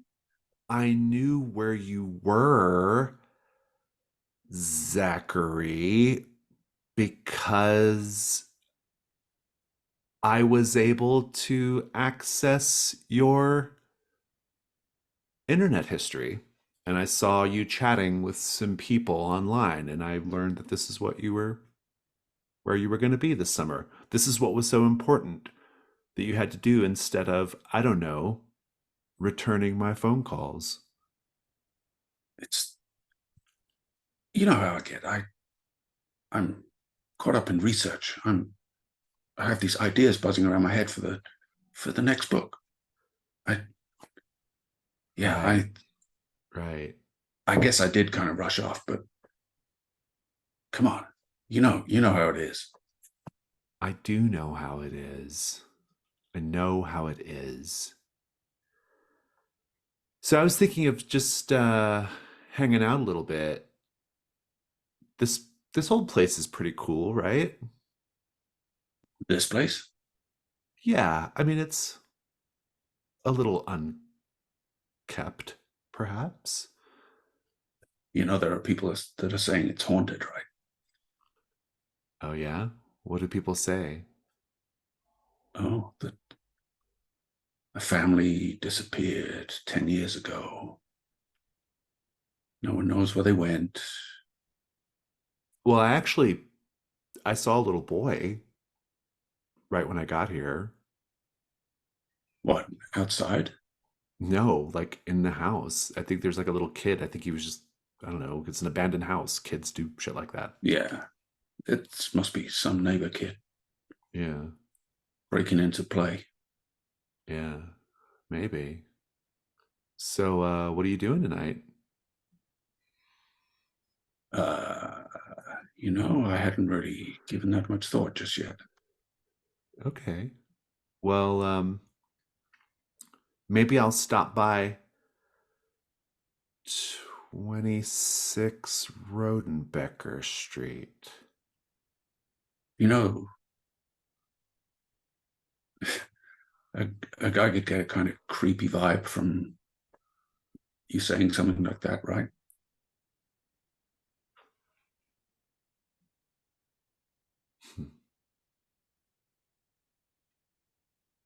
Let's let bygones be bygones, Zach. You're an imperfect boyfriend. I'm an imperfect girlfriend. I accept this. I don't like being called that.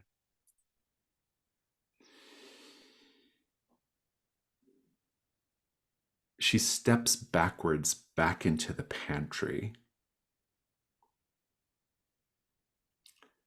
She says,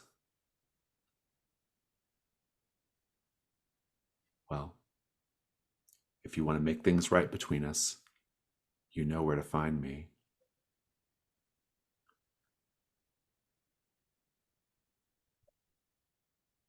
Sure I do, Claire. Let's cut back over You're to gonna be- Taylor. Well, actually, let's cut over to Ash. She'll Ash. just stay in the pantry, so he'll know where to find her. Ash like and making Amber. a little cocoon. She's got a sleeping bag in there. Yeah. Ash and Amber, let's just put you guys together, meeting at the coffee shop. We'll call this the what's the coffee shop? I don't think we have a canonical coffee shop in the You setting do. yet. Oh, what is it? Dark Star. Oh, is that the one from your mystery? Yeah. Okay, well let's go Dark Star then. Oh, nice. Okay, very good. Didn't know that. Dark Star Coffee it is. Tell us about it, Jag. Yeah. Let me pull up the mystery real quick. I just remember it's got like neon tiles and lots of weird stuff because the owners are really into like cryptids and things like that. Oh, okay. Yeah, that's a perfect Deep Lake kind of coffee shop. Yeah. I vaguely remember that now. Very good. So you are in the coffee shop. Let's just have the scene. Yeah, I think Ash probably got there before Amber, and when she sees him, he's got sort of like a piping hot mug of black coffee in front of him, but it looks like he hasn't touched it yet. He's just sort of like staring outside the window. Yeah, so just a meta question. Do you want to make like a nostalgic move or something? Then we can frame the scene like that. If that's okay. I mean, I'm into it. I'm okay keeping the shaken condition right now though. Okay, because I want to keep my condition as well, but we can just have a chat then. Yeah, Just have a kick scene. it. It's fine. Yeah. Yeah. So she enters and says, "Oh, Ash, I thought you might be at the house as well. How's it going?" Side note, I would actually like to make this a nostalgia move because we only have one clue right now, and Oh yeah, because you get a free clue. Yeah. Yeah. Just one of you just has to wax nostalgic about something that takes you back. Yeah. Okay, cool. I think I have an idea, but yeah, I will go. Yeah, Ash just sort of looks up. Sorry. Hey, Amber. Hey, yeah. What did you say? Sorry, I was just kind of in a daze. Yeah. Are you all right? And she sits down. Um, I just had a really, really weird time this morning. I think I got like a weird prank phone call. um, from I don't know. They just left a really weird message, and then I went to the library, and that was also really uncomfortable.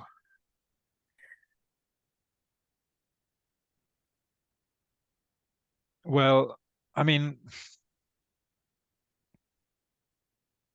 I'm just a bit disappointed, because apparently there's nothing supernatural going on with the house on Escondido Street. Did you find anything interesting? No, power went out at the library, and did you ever go to the library in Deep Lake when you lived here? Yeah, what about it? I mean, it was when I was a kid. I don't really remember much of it, to be honest. Do you remember the librarian Lupe?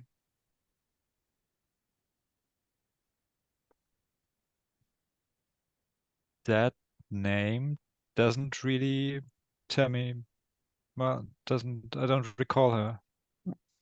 I don't remember her either, but I don't know. It was like when she was talking to me, it felt like weirdly familiar, uh, and not like customer service familiar, where you're like playing like someone or like that you're friendly to them. Like it felt like she knew me, but I didn't. I don't know her, and then I don't know. They just had this like really, really skeevy feeling, and after at that, right after getting some weird, freaky prank phone call, which I don't, that in and of itself is just a lot to deal with. I hate getting those. Oh, I just remembered it. There was like an episode on, I don't know if you've seen that show Boy Meets World, and there was like they warned you about doing prank calls because in one episode the main character did too many prank calls, and then when there was actually something serious going on, yeah, no one believed him. It was really silly, they just tried to scare us kids to not make any. Like a boy cried wolf sort of thing. Yeah, really heavy-handed, to be honest. I'm an asshole. How was your uncle? Well, he's fine and friendly, and he asked me to help out with a dinner party at some point. And as I said, apparently the house is just a local legend, you know, urban myth or something. Can you recommend anything on the menu? Oh, I've never been here before. I just got a coffee so they wouldn't kick me out. Okay. Maybe I'm It, getting something as well. yeah. Maybe we should go find them, make sure they're not. I don't know. I feel like Taylor seems like the kind of person who would get into an argument with a cop or something like that, and Zach looked like he's never gotten dirty in a day in his life. So probably should go find them and make sure they're not getting into too much trouble, right? Before you go, you can stumble on a clue. You both were kind of doing your nostalgic thing, so or your thing that takes you back. So you can together define what the clue is that you stumble onto in the Dark Star coffee shop. Be thinking about it. Zachary, I'm going to give you a condition called My Pantry Girlfriend.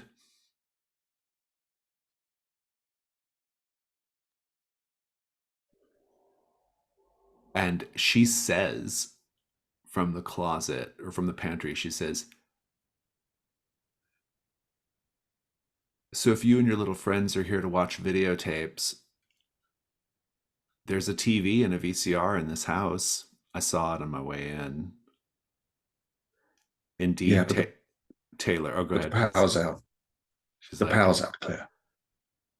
oh, right. Yeah, of course. And at that exact moment, Taylor, the TV comes on. Nice. I'm curious what you're doing, Taylor, with this very strange situation in the TV room. Well, I out of reflex, I pull on the cord. I mean, is it still plugged in? No, the TV and the VCR are No, not it's plugged not even in. plugged in. Okay, No. I still pull at the cord, but on the other end. Do the actually go cord. ahead and do information or a meddling move with sensitivity. Oh, great. But regular. Do I want to put you at disadvantage? No, you can just do it with regular 2d6. It's fine.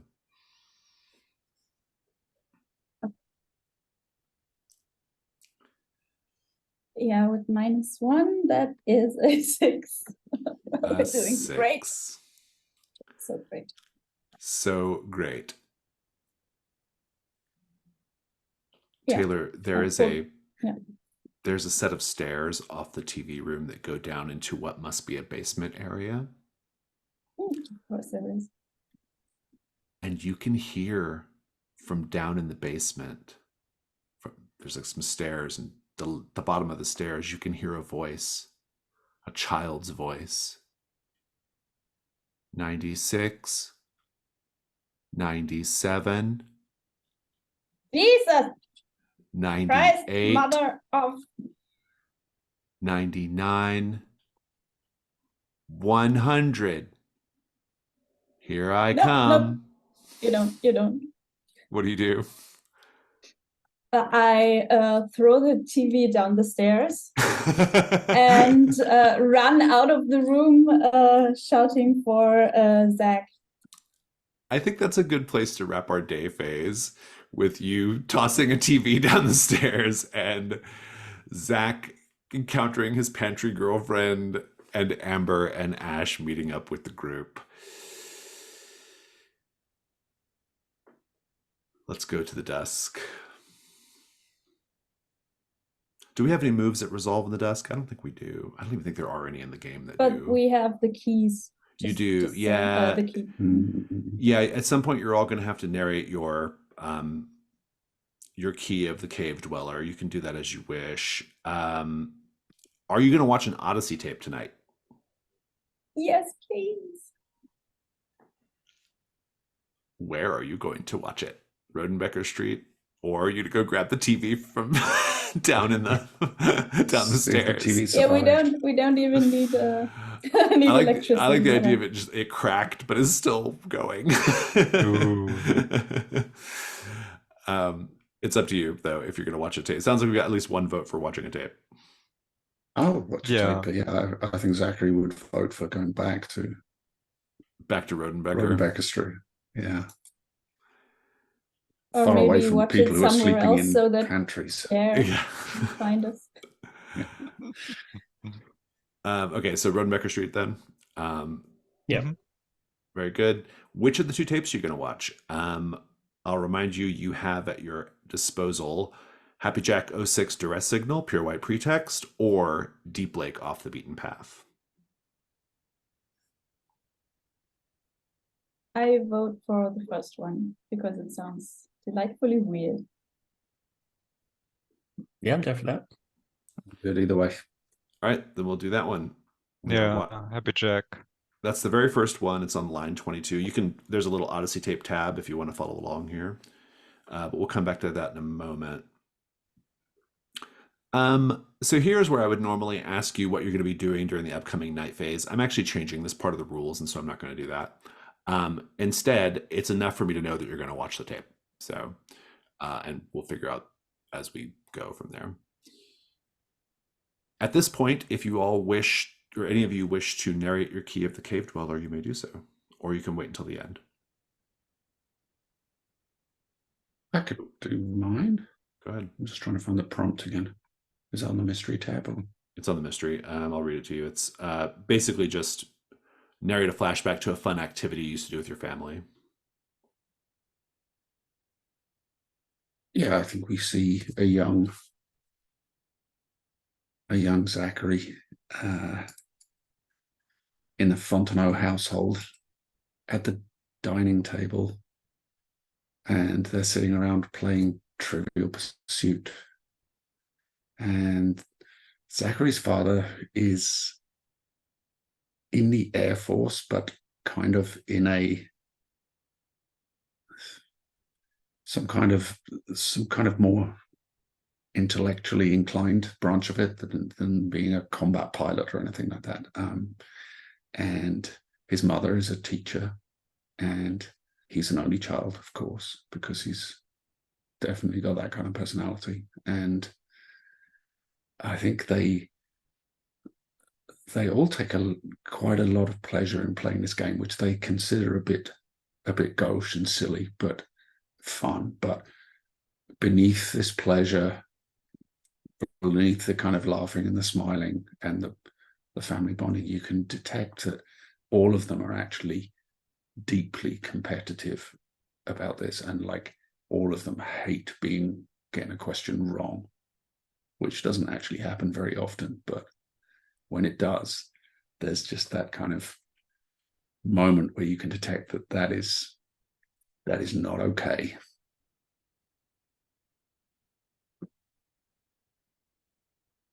Would anyone else like to narrate their Key of the Cave Dweller?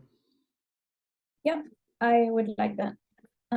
So we see a young tailor bouncing up and down in front of the door on the inside of the house. She's here, she's here. And we hear a car pulling up, and Taylor's dad steps up behind her and opens the door and very formally greets the woman that arrives, and he says, yeah, well, as long as you're here, might as well enter. And she comes in, and Taylor gives her a hug and kisses all over her face, and seems super happy. And she asks, can we eat ice cream like we did in front of the TV? And the parents look at each other, and you can feel the tension between them, but they nod. And Taylor goes to the fridge and opens it up and gets a huge bucket of ice cream out with 2 spoons, and pulls the parents towards the sofa, one on each side of her, and she makes them share a spoon while she uses the other one. Oh.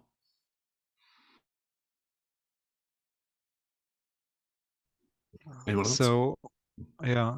Um, I think we see Amber with her parents and siblings sitting around the TV, but the TV is muted, and they're all watching like a family-friendly movie, let's say like something like Home Alone, and they've watched it so many times that they're able to actually um, narrate it, and they know the dialogues, so they just watch the whole movie, but they voice the characters themselves.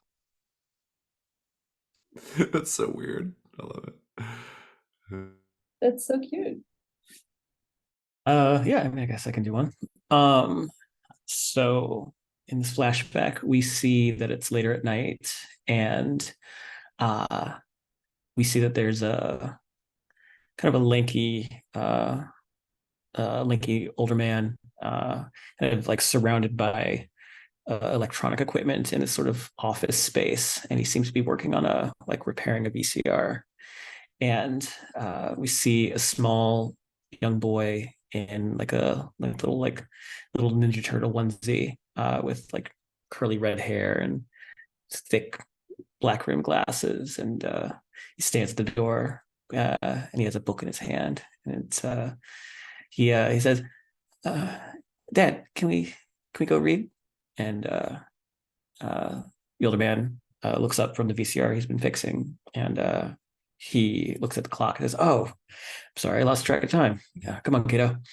And he pats the young boy on the back, and he asks, "Well, what do you have?" He's like, "Oh, I picked out House of Danger," and he sort of shows off the Choose Your Own Adventure book that he picked for the evening, and like, "All right, well, let's go." And they go to this bedroom, and already it's got two beds, two child-sized beds, and in one bed there's a younger girl who also has red hair, but it's got kind of like cut in a fringe, and she's already tucked in, and she's got surrounded by like stuffed animals. And in the other bed, it's very much gendered beds. This one sort of like has like a He-Man graphics on it, and there's some copies of Tiger Beat on the floor in between them. But when young Ash gets to bed, the man, presumably his father, takes the book from him, opens it up, and as he begins to read, both Ash and his sister sort of chime in throughout the night. No, no, no, I want to go that way, and they sort of argue back and forth as to which path to go. And Dad sort of plays a mediator between the two, saying, "Oh, well, we could go this way," and they end the night, of course, when Ash picks one prompt that sends them into the bad ending of the book. And when Ash is sort of upset by that, his father leans in and sort of just rubs his head and says, "Don't worry, it's only a book. There's no House of Danger. You're not going to be trapped in there."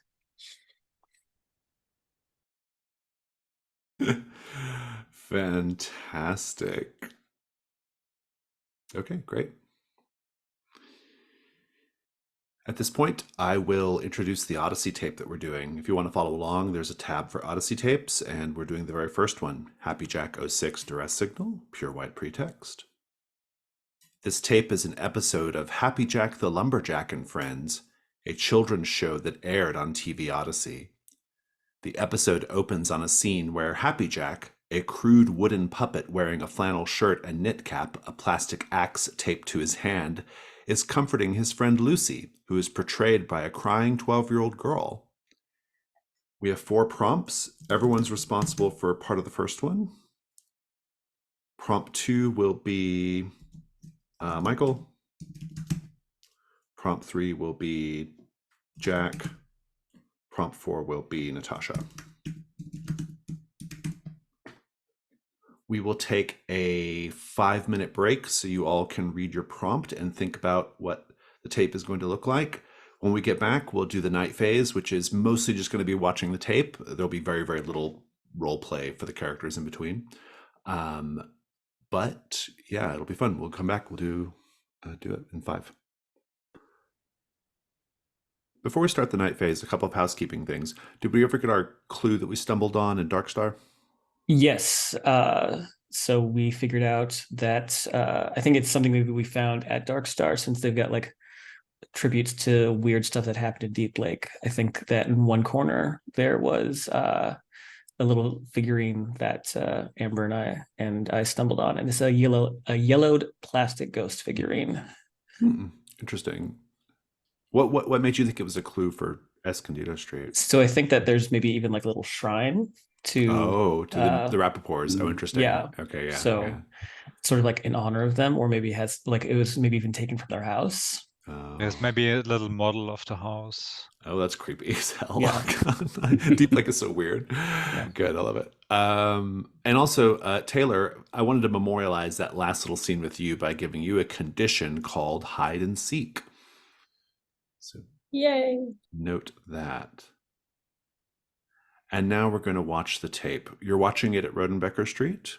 Did you invite Casey over, or is this just the 4 of you?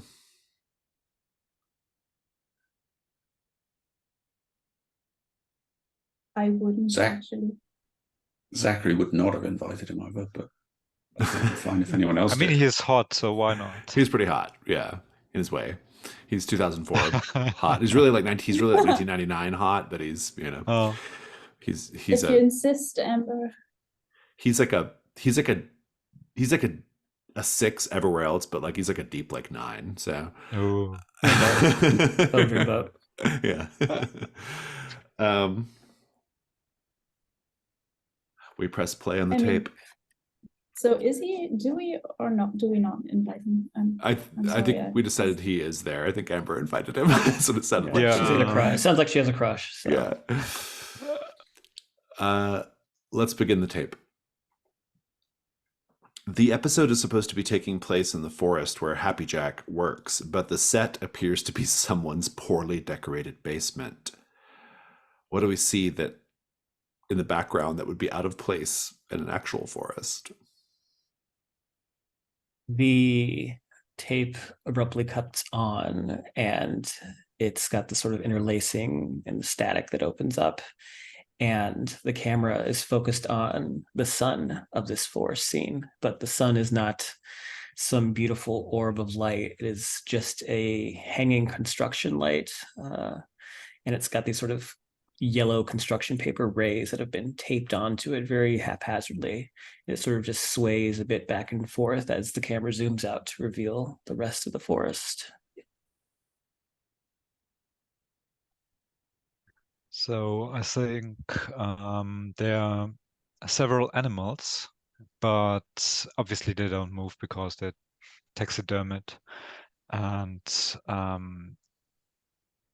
if you look real careful, you notice that maybe, like, let's say a squirrel or a rabbit, they're sewn together from different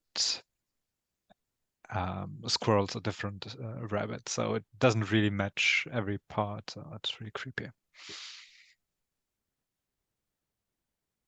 I think as the camera turns one direction, we can kind of see almost like a little shelf on the wall with a few out of focus knickknacks, but one of them is what looks like a bowling trophy with a sort of action pose of a bowler in like a gold figurine, and it's kind of weirdly staring straight in camera. Where the characters are standing on a concrete floor, which is very obviously not a forest floor, and there are all kinds of weird stains on the floor. It looks like one spot was kind of cleaned with bleach, and there are paint splatters over another part, so it looks like if you would turn on the black light on a crime scene, Someone pauses the tape. Casey says, so This, you said this is from like some TV show that used to air in Deep Lake? Yeah, it's public access. I I don't remember us having we had a public access station like back in the 90s, I guess, or what? I don't remember that. I've lived here my whole life. TV Odyssey, Casey, you don't remember? I don't no, I don't remember anything called TV Odyssey. I roll my eyes and sigh deeply. Oh, I'm gonna get some chips or something. Does anyone want anything? Yeah, no You. thanks. I want He's to like, watch yeah, the tape actually. will you get me a Mountain Dew? Yeah, sure. If we have some. He's And like, yeah. Put the kettle on the stove. I want to make tea. oh, tea. Oh, I Mr. sigh even deeper. Mr. Fancy Man with the tea. Um, Yeah. Actually, I'll have a beer if you're going to the fridge anyway. Amber, anything for you while I'm playing the servant wench? Yeah, beer too, please. All right. And yeah. And while you go, she looks at Casey and she wonders whether it was the right call to invite him. Aw. With I drinks look over at them. Yeah, with drinks acquired, we press play. thank you. So when the tape resumes, we see Happy Jack, who's actually like a really creepy doll wearing that lumberjack outfit, facing the camera, and in the background we see Lucy, a girl that is crying, and the way she's dressed or wears her hair, it's probably not the way she usually wears it. She's having like two pigtails, and obviously it's not a hairstyle that would be something a 12-year-old would wear. And maybe also the clothes she wears are more hit style, let's say. And Happy Jack faces the camera and says, "So, boys and girls, Lucy here is sad because her parents left her with me in the forest. But don't worry, Lucy. It will be all right. Why don't you tell the children in front of the TV, everyone watching, why your parents stopped loving you?"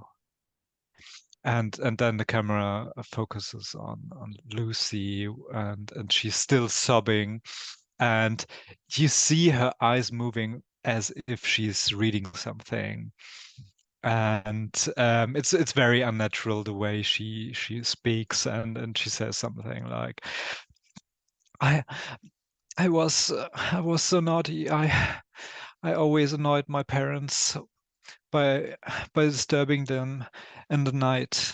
When I couldn't sleep, I wanted to sleep with them, and they never were able to get a good night's rest, and therefore they left me here in the forest. Pause. This tape is deeply fucked up. What's going on here? This is I when gently take the remote from Casey. Casey keeps stopping it. Ash comes out and he has like a couple bags of international Doritos. He's got the beers in his hand, like in his arms, and he says, "I put the teapot on." And he sort of like settles everything on the table in front of them. I You didn't swear, put if the you have bag in one it, of right? those whistling teapots. Wait, You didn't put the bag in it, right? I like to make my tea myself. Oh, wait, you're not Wait, supposed to do who that? puts the tea bag in the kettle? You're not supposed to do that? He said the teapot. Wait, so you're not supposed to put the tea bag in the kettle when you put it on the stove? Have you never made tea before? No, I'm fucking with you.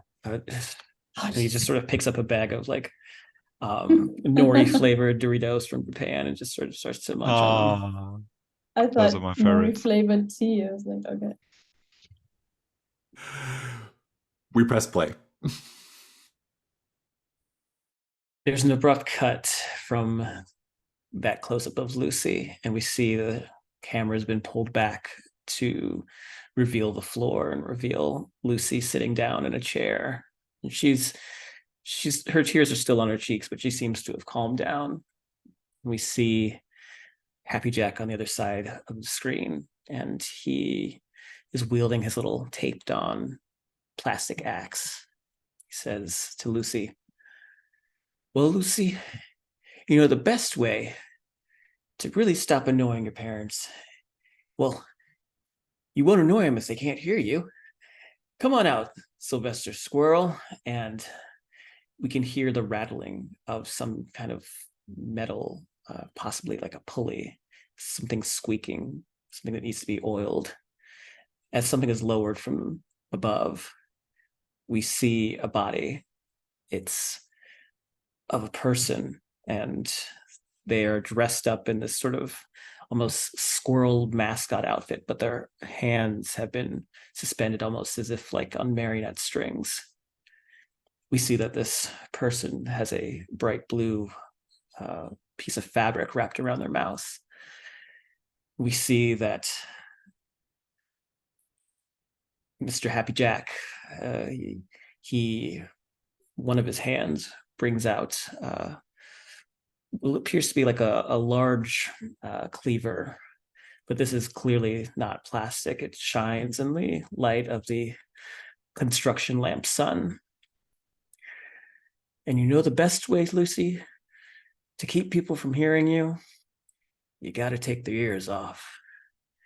And this person's hand, which is kind of cloaked in a yellow dishwasher's glove, reaches out from behind and takes the cleaver from Happy Jack, and another hand reaches out for Sylvester the Squirrel's head and kind of yanks it over towards Happy Jack. And before we can see what happens, I imagine Casey presses pause. Casey gets up from the couch and stops the tape on the machine and says, "What the F? This is like snuff film. What the hell?" Yeah, I don't remember any of this happening in TV Odyssey. They used to show this in Deep Lake. I guess. It's all camera trickery. Come on, it's crazy. It's fun. That puppet was Have you about to never cut that person's ear off. Have you never seen a horror movie, dude? Well, yeah, I've seen a horror movie, but like, Yeah, so what's so different? oh, so this is like a Blair Witch thing. This is like a found footage thing. It's really convincing, actually. I Yeah, believed it. Yeah, knife what with looked the real. puppets and all. Well, yeah, I mean, it's okay. Yeah. So, okay. Oh, wait. Okay. I get it now. You're Good. all here Okay. making a found footage horror film. That trend is definitely not dead by now. If that makes you sleep at night, keep believing it. Can we Am I- watch now? Am I in the movie? Is this being recorded right now? No, I don't. No, we're not making a movie. Well, if you're hoping to get out of here by becoming a great movie star, I don't think that's gonna happen. Sorry. He sits down next to Amber and says, "You know what movie I really like?" Looking at goth Amber. The Craft. Do you like The Craft?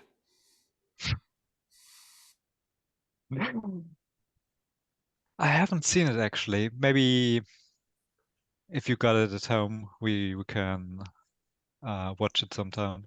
I just figured you would because you look a little bit like Nancy in The Craft. That's all. God. And I get up and just go to the kitchen to make my tea. You could, and I think as you get up, like Casey says, you could cast a spell on me. I slither down the couch to the floor. Yeah, Ash And just has this look of disgust as he's eating more of his nori chips, but it's not the nori chips that are making him grossed out. yeah, and Amber is kind of embarrassed and says, maybe we should just continue watching. We press play finally on the tape. Okay. So as the screen goes dark and fades to black, as we see Lucy and Happy Jack standing over the body of Sylvester, we can hear Lucy's voice whispering into the microphone. I was supposed to say that this wasn't real, but it is, and they made me do it. They made me actually do it. And then the sound cuts out. Yeah, this is deeply fucked, but also kind of cool, he says to Amber. Like, it's pretty cool as well as being deeply fucked. All the best things are. Yeah, and the strange thing is that no one remembers that TV station, because obviously such a fucked up thing, that's memorable, isn't it? Yeah, I don't know, I mean, that knife looked really kind of like not like a prop knife.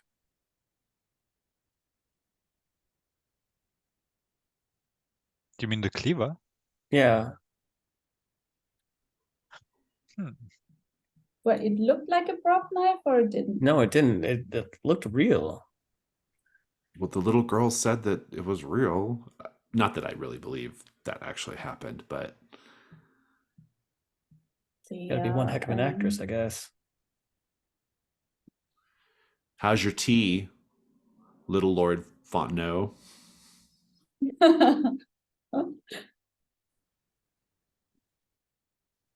I'm sure it's not something you would appreciate, Casey. That feels like a good end to the phase. This awkward movie watching experience. It's so awkward. Very good. We have watched Happy Jack 06. That wraps our phase. Let's go to the dawn. Let's go straight to dawn questions. We have not resolved a mystery yet, so we're not getting credit for that one. However, at this point, if you wish, you can change your dawn questions to maximize your opportunities to get XP, since it's the first session. So take a look at those if you want to. But taking a look at what we've got here, Ash, I think you definitely shared a good memory from your childhood. Seems like you did. Good-ish. Good-ish, yeah. Did you go out of your going to the library, kind of just like reconnecting with Yeah, Deep I'll Lake? take it. Yeah, I'll take it. Yeah. Amber, did you go out of your way to reconnect with Deep Lake? I would say so, with your Uncle Joe. Yeah. Did you share a good memory? Oh yeah, you did. Your little flashback thing was pretty good. Zachary, you also shared a good memory from childhood. Did you go out of your way to reconnect with Deep Lake? I don't think so. Very well. And Taylor also shared a good memory from childhood, but were you vulnerable with someone, Taylor? Yeah, I'm not sure. Not yet. Not Yeah, yet. I think you're probably the opposite of vulnerable, if anything. Yeah. Fantastic. XP is done. And then that just leaves, I think that's it. So let's go to stars and wishes, which is our debrief. Stars are things that you enjoyed about this session. Bits of role play, something from the game itself, the characters, something I did, something one of your fellow players did. Wishes are things that you hope to see in the story next time. Whoever wants to go first, take it away. Claire is definitely a star, and you know where to find me. Seriously, what's wrong with that woman? And also the whole tape narration was really good. Yeah, super fun. Love this mystery. Always love a good time with the haunted house, even though we major star to our dice today for really keeping things cute. Love that we've only got 2 clues so far. It's fantastic. Yeah, no, but real serious. I really liked everyone's key prompts as far as like the key of the cave dweller. I thought it gave us all like a really sort of good flash of who these characters are. Zachary's sort of weird competitiveness and how it probably is like a hereditary thing for him. Taylor's sort of enthusiasm and excitedness, boldness, and then Amber just being weird. Yeah, I thought that was really fun. Sort of a star and a wish, but I'm really curious because I would like to see Taylor interact with Miss Head more, because I like this sort of like boldness that she had, this kind of confrontational attitude that they had, and I'm curious to see how long that holds up, especially as things sort of start to get creepier. Me too. Yeah, I feel like, again, I'd mentioned it when we started, but even after playing, I'm like, I know who Zachary is, and poor Claire, who is, if this is Claire, it's just because it's fresh in my mind, it's giving me very like Lydia from Love Is Blind, current season. Not going to say anything else. Oh yes, it really is, isn't Yeah. it? Yeah. Yeah. Hmm. Yeah. I guess I need to watch that show. Yeah. Well, yeah. Don't, but yeah. Really don't, but you should. But But no. the previous seasons, yeah, but this season's kind of. This season's pretty flat. I don't like this season as much as the Yeah. previous seasons. Yeah. But Amber's a goth queen. Love her. Would totally be friends with her in high school. Totally hot, totally cool. Really, as a wish, I want her to make us some baked goods, because I feel like she would totally like goth them out with like little candy bats and stuff like that. So I'm very into that. And thank you for putting this together, Jason. And I'm excited to see. Given how little we've actually discovered, where this goes. So yeah. Yeah, I had a really great time. Stars for the Key of the Cave Dweller. That was really fun. I really enjoyed learning something about the characters through those flashbacks. They were all like quite revelatory and good. A star for I really loved role playing the scene between Claire and Zachary. That was a lot of fun. I also enjoyed the scene between Patience and Taylor. That was also good fun. A star for I've done variations on that library scene so many times now, and it's always different each time. And it's not, and the library is famously not written into the mystery, but everybody always goes there. And but that was like one of the more low key versions I've done of the library scene, but it was still pretty scary in its way. Like it had like its unnerving qualities to it. And so I was really, really into that. And I like how you're playing Ash. Like there's this like kind of timidity to Ash that I think is like kind of a perfect horror movie character. So I'm really into that. Really liked the interactions between Amber and Casey. I kind of feel like Casey is I don't think he's trying to stumble into something, but he's maybe stumbling into something, but I don't know. He's pretty bad. And so I'm curious to see where that goes. Yeah, I'm also kind of into this idea of like Amber and spooky baked goods, because I'm just picturing Helena from season 10 of Bake Off, who was like, all of her bakes were like Halloween bakes, and so I'm kind of picturing that. And I also have a wish. I really want to follow up with my pantry girlfriend. I want to know what's going on there. I want to follow up with the dinner party. I think that's going to be a fun thing. Also the hide and seek thing. There's a lot of stuff like on the table. And I really also am very curious to see more of the house. We actually didn't see a lot of the house yet. And so there's plenty of places to look in the house and plenty of clues to find. And so I'm excited to see where that goes. Yeah, I had a great time. I wrote a couple of things down because I'm always so terrible at doing stars and wishes. So I was trying to take notes as we go, and like some moments that really jumped out at me were like Taylor's no nonsense attitude and the way she just like tried to brush off patient's head. I thought that was so perfect. I really liked the House of Danger and the kind of tie-in with the you're going to get stuck in the That was really good. That creepy was really, really house. good. That was Yeah, yeah. smart. Like it was almost like a Echo in the Night from the Between. I liked like the way Taylor reacted when Casey was trying to flirt with Amber, and like she did the the thing where it's sliding down the sofa. That really got a laugh out of me. I knew when I kind of came up with this idea of like that Zachary had ghosted this girlfriend that helped him out. That obviously like Jason's going to immediately jump on that, but she was like far weirder than I anticipated. That was a lot of fun. And I really I thought it was kind of funny the way Amber invited Casey over because he's kind of good looking, and then like as soon as he revealed that he's actually a little bit of a dog, she kind of just immediately lost interest and regretted it. So that was quite a juicy moment. I don't know, which is just let's hopefully, like fun as it is to lean into the failures, I hope we can gather some clues next up. I have a star also for the Rappaport Shrine in the coffee shop, and I thought that was really fun. That was a really cool idea. Yeah.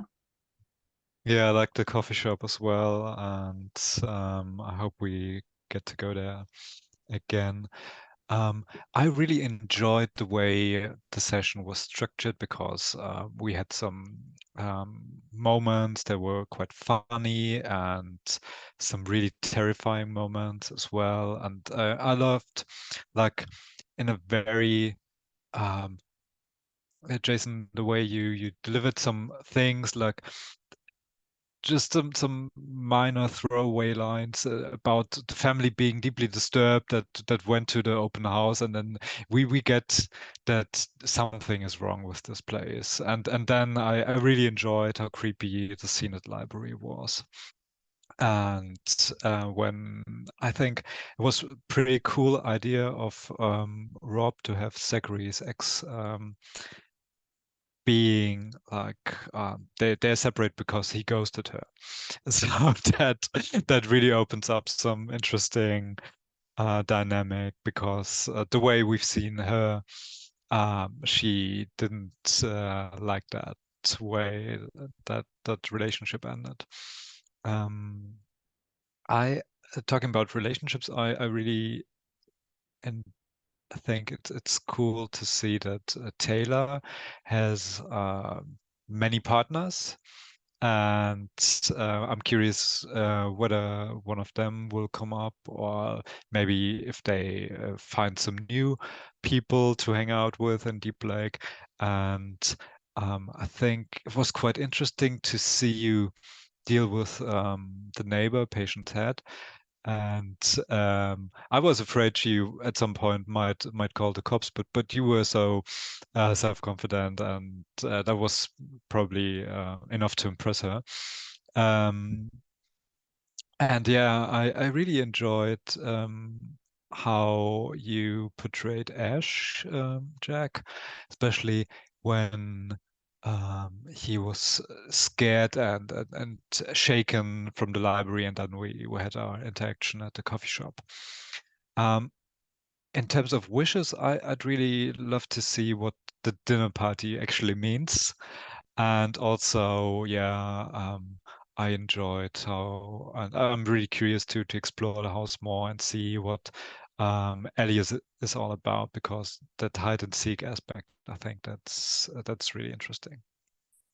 And that's really super creepy. Mm-hmm. Any other stars or wishes?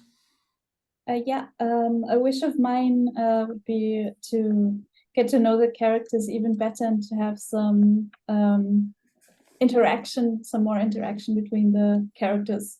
But then I won't be here next time, so yeah. There will be another opportunity, I'm sure. Yeah, I hope so, because it makes me kind of really sad done. But work is work, and Work is work. gotta make some money. They'll all have 3 conditions by then, so they'll be ready to do nostalgic scenes. Perfect. So they'll be The there ready conditions will have conditions. ready to unfurl all their drama on you, I'm sure. If there's nothing else, a little coda. There is a TV somewhere. It's an old CRT, boxy and heavy, on one of those gray media carts like the teacher used to roll into the classroom on movie day. Except this is no classroom, and we're not here to watch Charlotte's Web for the 3rd time. This TV is in the desert, the blasted landscape where old gods made war on each other. The TV blinks to life. On the screen is a man so big he fills the flickering frame. He's wearing a creamy yellow suit, a cowboy hat, and a bolo tie shaped like the sun. He's looming over a table that is comically small in front of his vastness. Tarot cards are spread across the table. He looks at the camera. It might surprise you to learn that I am an enthusiast of the tarot. The first card in the major arcana is the Fool. It depicts a young man blind to the realities of the world, stepping off a precipice. The Fool is said to augur a new beginning in life, a new journey, and importantly, on the need to trust the hidden forces of the universe to guide you on your way. I do wonder what will happen to these new fools, these beautiful fools who have traveled all the way back to the enchanted land of their youth in search of the truth. What will happen now that they have stepped off the precipice? Will the universe set them down gently, or will they simply plummet into oblivion? The TV turns off, leaving a hot, white dot in the center of the screen.